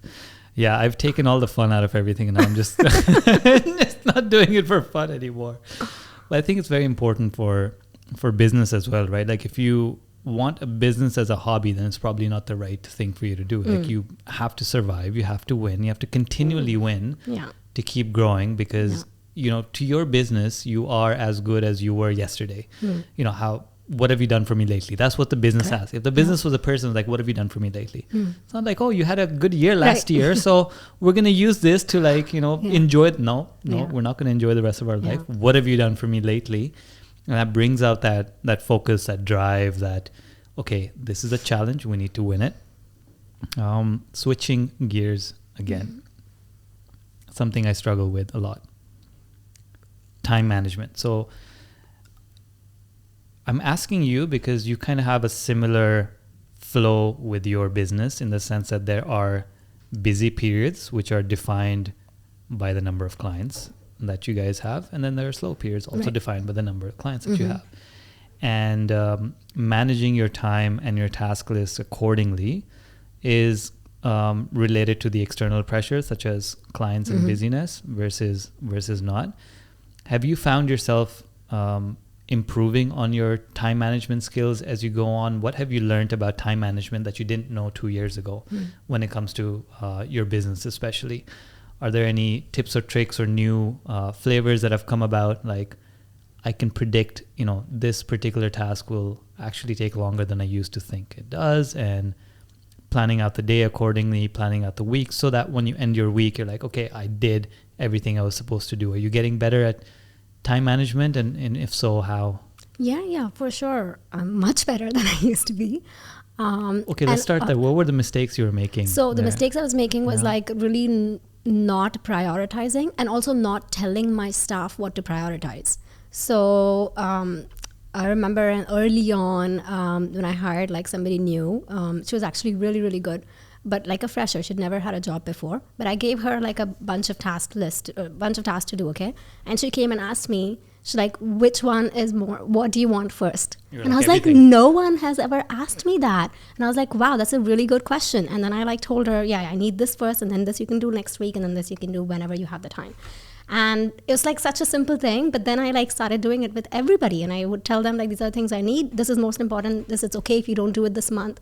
And like that made a very, very big difference. And I wish I had started doing that right away, instead of like waiting for some, you know, a team member to like ask me that question, but like it suddenly clicked. So that, and then I started doing that for myself also, right? For me, I would always do it intuitively, but when you give somebody something, they don't know what you care about the most, and they don't know what's the most important for the business, so they would just do whatever the first thing I gave them to do, which even though it may not be the most important thing, right? They're just going by like the order of the things I gave them.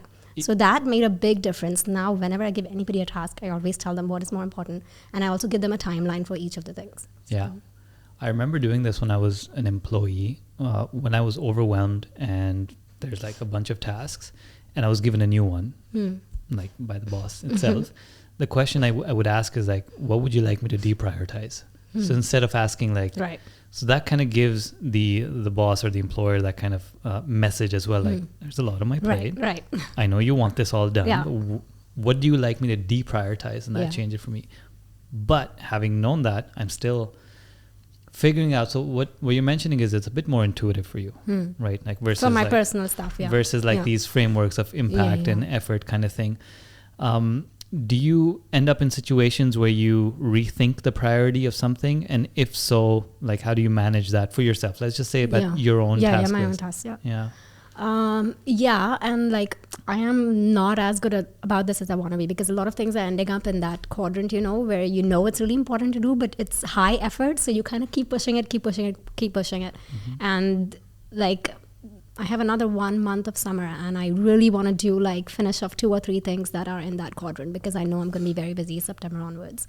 But because they're like so much effort, and there's so many other things also to do, I'm like, I'll do these easier things for now. But I know that's high impact, and I really should be working on that.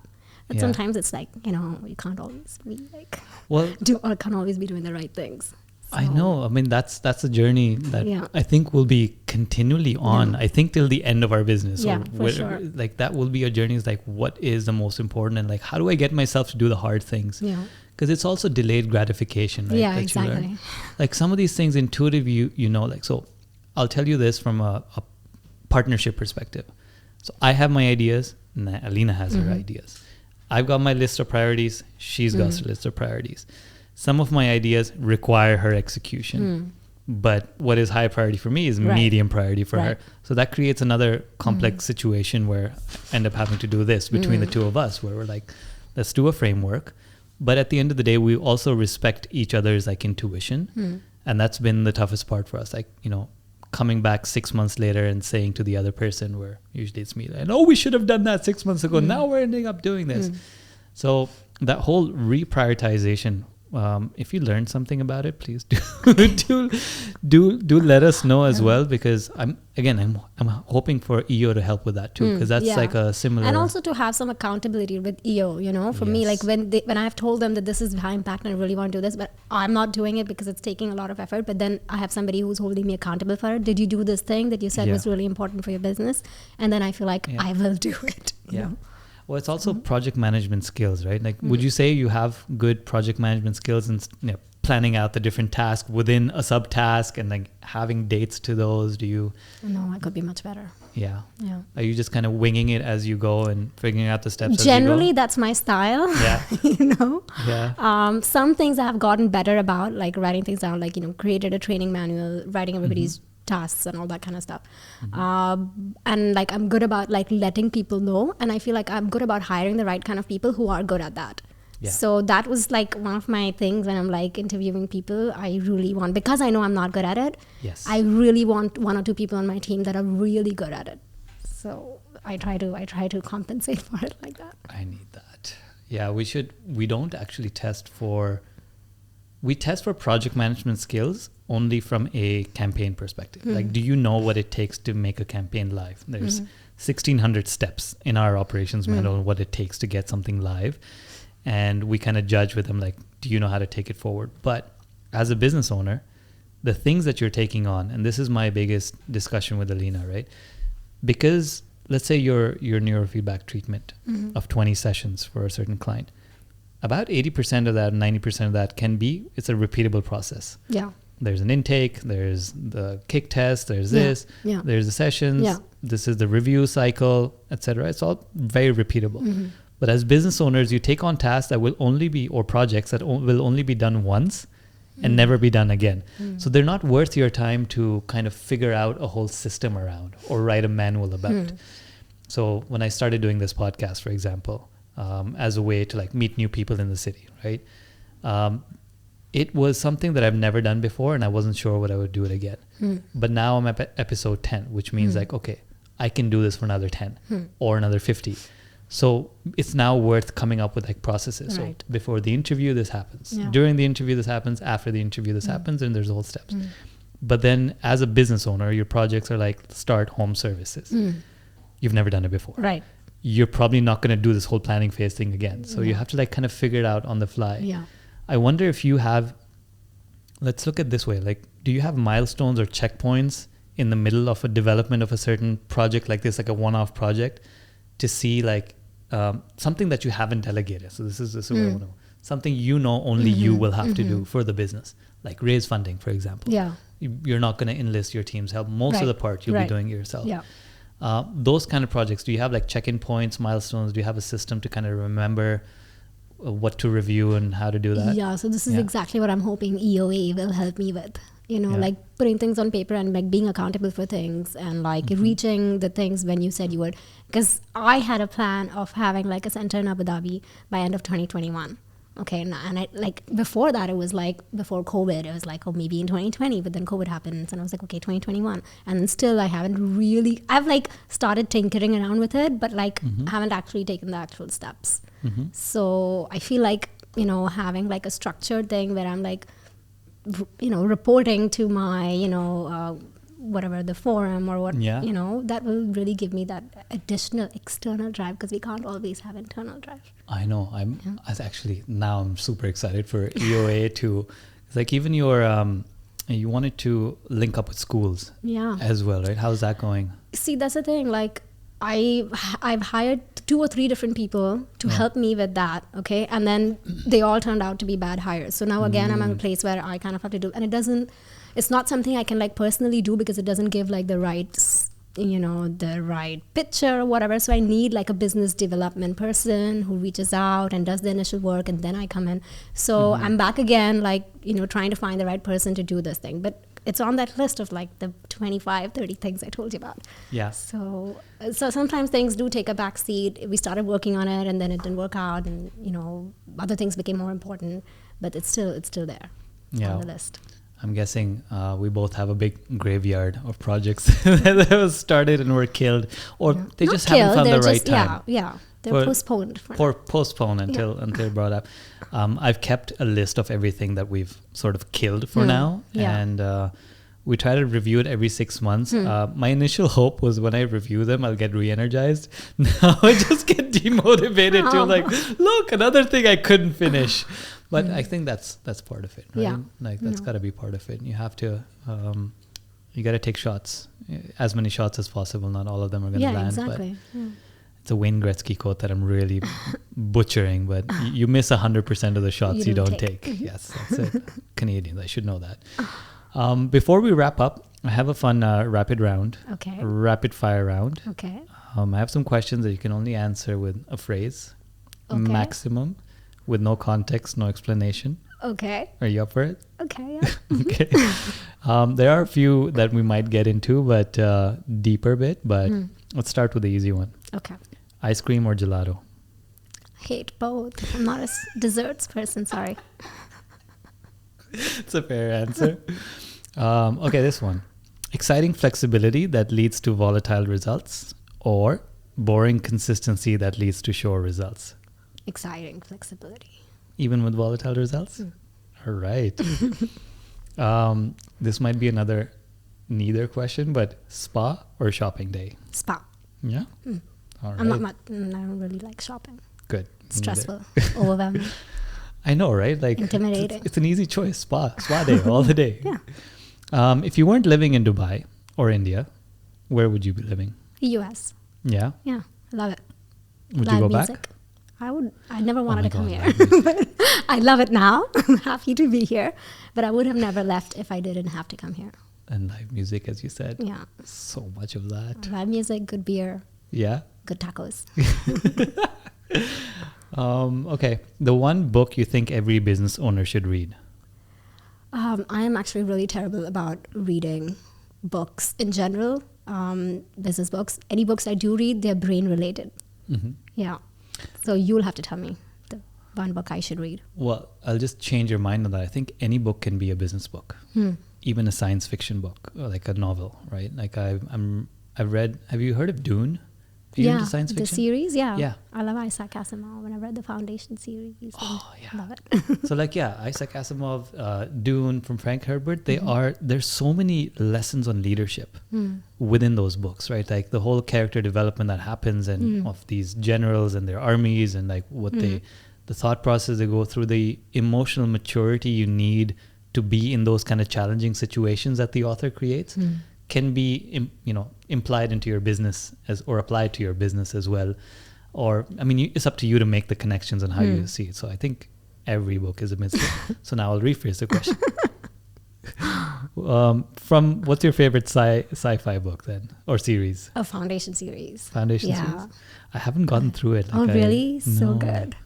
It and I also like all of his like short stories, Isaac Asimov's. Like some of them are really like, they really make you think. They make you introspect. They make you feel awe and wonder. And I like it. But it's been a long time since I read any science fiction.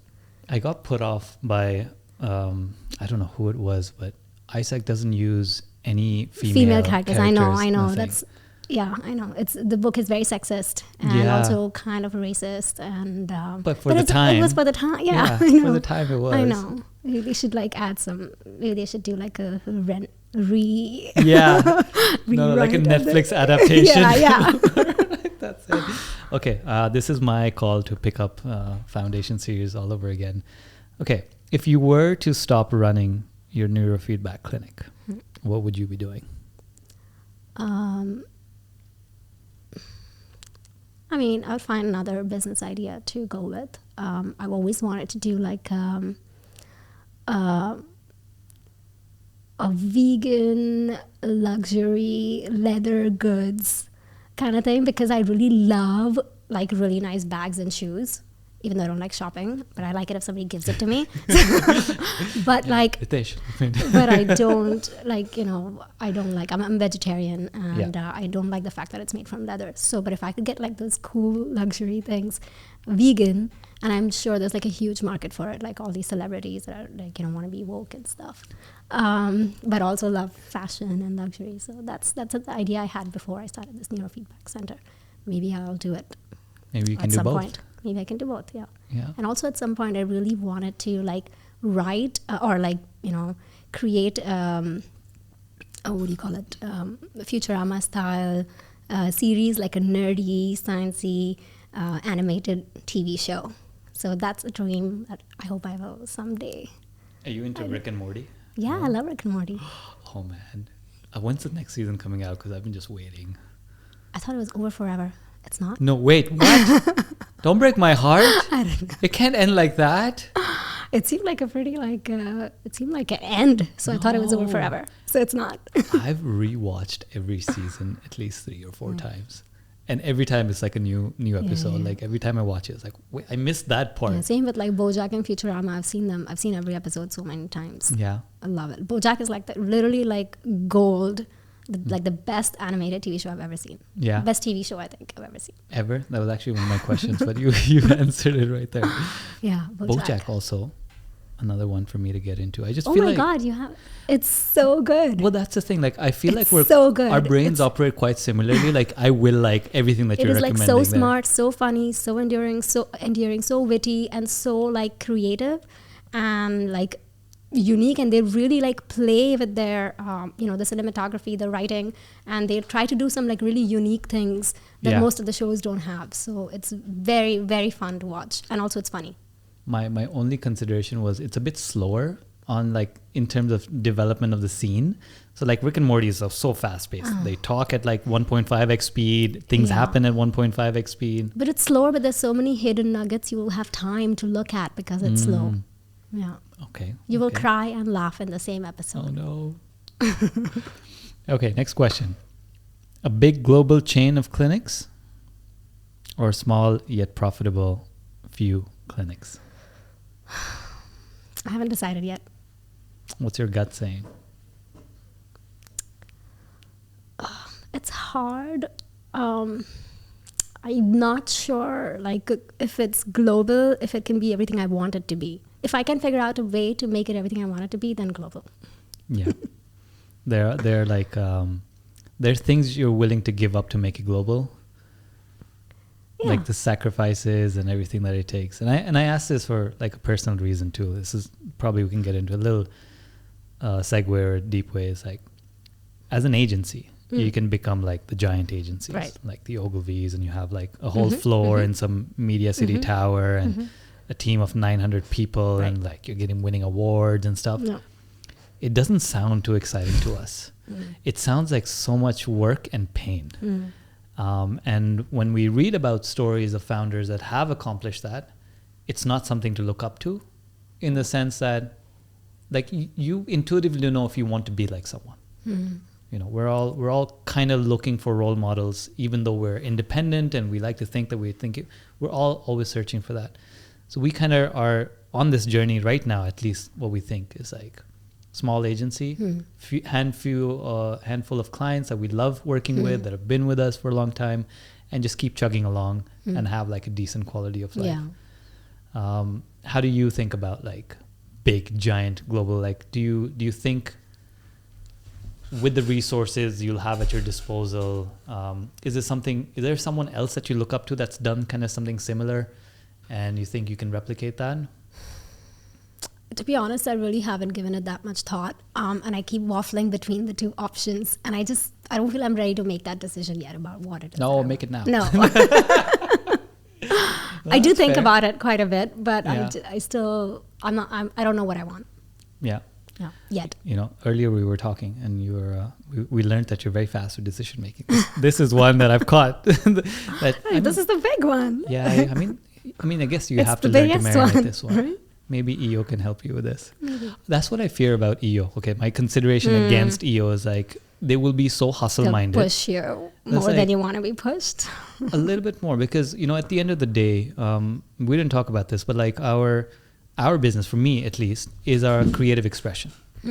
It's how I put up my personality to the world. It's something that is a part of me, and sometimes that is in contrast with the money goals or the growth goals, because Fish is not the most popular band in the world, neither is Tool, and they don't make that much money as like Taylor Swift does. And I'm more towards that side, like the art of it, like the art of running the business, the art of sustainably growing a business versus someone who's going to push you to grow 200% because it's in your hands. So I don't know. I'm like you, like somewhere in the middle as well. Yeah, it's a tough choice, and it's like you have to really think about what it is that you want in life, what makes you happy, what makes you tick, what makes you sad, what makes you unhappy also. Like I have a friend of mine, Cindy guy, and he slaps me every time I say no to a client. So we get a lot of inquiries, but sometimes it's just not the right fit, like personality wise or type of business. And he's like, you should say yes to everything. Because you have to get rich, you have to grow, you have to improve your revenue, you have to. I'm like, but I don't have to. I mean, listen, it might kick me in the butt a few years later down the line, where I'd be like, I wish I was a bit more cutthroat, hustle-minded. I mean, that's a choice, right? That doesn't. I mean, if you're living, that you need to have like a concept of what kind of life you want to live, right? Yeah. And then whatever fits in that, you do that, and what doesn't fit in it, that's another life. That's true. Is that the life you want? Then go for that. Yeah, as long as it was my decision and it was coming intuitively and it was my true nature, then I don't think I can regret it. Yeah, exactly. Okay. And you can always regret everything, right? The choices you make and the choices you don't make. So true. I love it. This is a therapy session for me. I'm going to start wrapping up, but I want to tell you some of the things that I absolutely love about you. Okay. Firstly, the STEM background. I wish for a world to have more of this, because it just we need more of this, and I'm fearful for the next generation where there's not a lot of focus, especially with girls and women, to be in STEM. I wish all my sisters had this kind of thing as well. I absolutely love that you took that journey very seriously. And the other thing I love about you, I've written this down because I thought about them. How fearless you are. I love it. It's like, it's so fun to watch. The ability to which, like, you can see a burning fire, you're like, I'm not scared. What needs to be done? We can do it. And that ties into the other thing that I love about you is your decision making. Like I've been seeing chats on WhatsApp. I've been coming to meet you in the office and stuff as well. It's not that you're quick in a reckless way. You're quick in a very thoughtful way, which, I'm really like, I admire the way you do that, because you make a decision, you have like why you did that decision, and you're like, if it doesn't work, we'll do this. And it's like so quick. I love it. Keep that. It's so amazing. And the last part that I've actually, like, I hold in very, very high regard is, I consider you as a healer. So yeah, you can call yourself, neuroscientist, you're neurofeedback, but the world that we're in right now, and a lot of people say the world that we're in right now, maybe we were always like that, but we need more healers, and we need more people that are helping other people. Yes, make a business out of it, for sure. Everyone should be compensated, but I'm very glad that you're taking, you're putting your life's mission to heal as many people as possible, because you've kind of been there and you've seen, how the effects are for living an unhealed life, if that's a thing. So thank you for that. You've helped myself, you've helped my dad, and it's been amazing for both of us as well. My wife's been on it too, so we're pretty glad that you're here in our life as well. Thank you. Before we wrap up, is there any ask of the audience, anything that you'd like to tell them, any message? If you had something to put on a billboard, what would that one statement or one line be? What would you tell if there's anything at all? I don't know, just go for what you want. Like, if it's something you really want, you will figure out a way to do it. It's a good one. We should put that on Sheikh Zayed Road. Go for what you want and you'll figure it out. Awesome. Okay. Last thing, where can people find you on the internet? Are you live? Are you public? I am everywhere on Instagram, on LinkedIn, Dr. Upasana Gala. Email. Yeah. Can I share your email with our guests? Yeah. Okay. Yeah. Awesome. Okay, cool. Well, thanks so much for coming on. Let's do a round 2, maybe a year from now, after we do EO and Cool. compare notes. Yeah, that would be interesting. Yeah. For sure. Thank you so much. It was so fun being on here.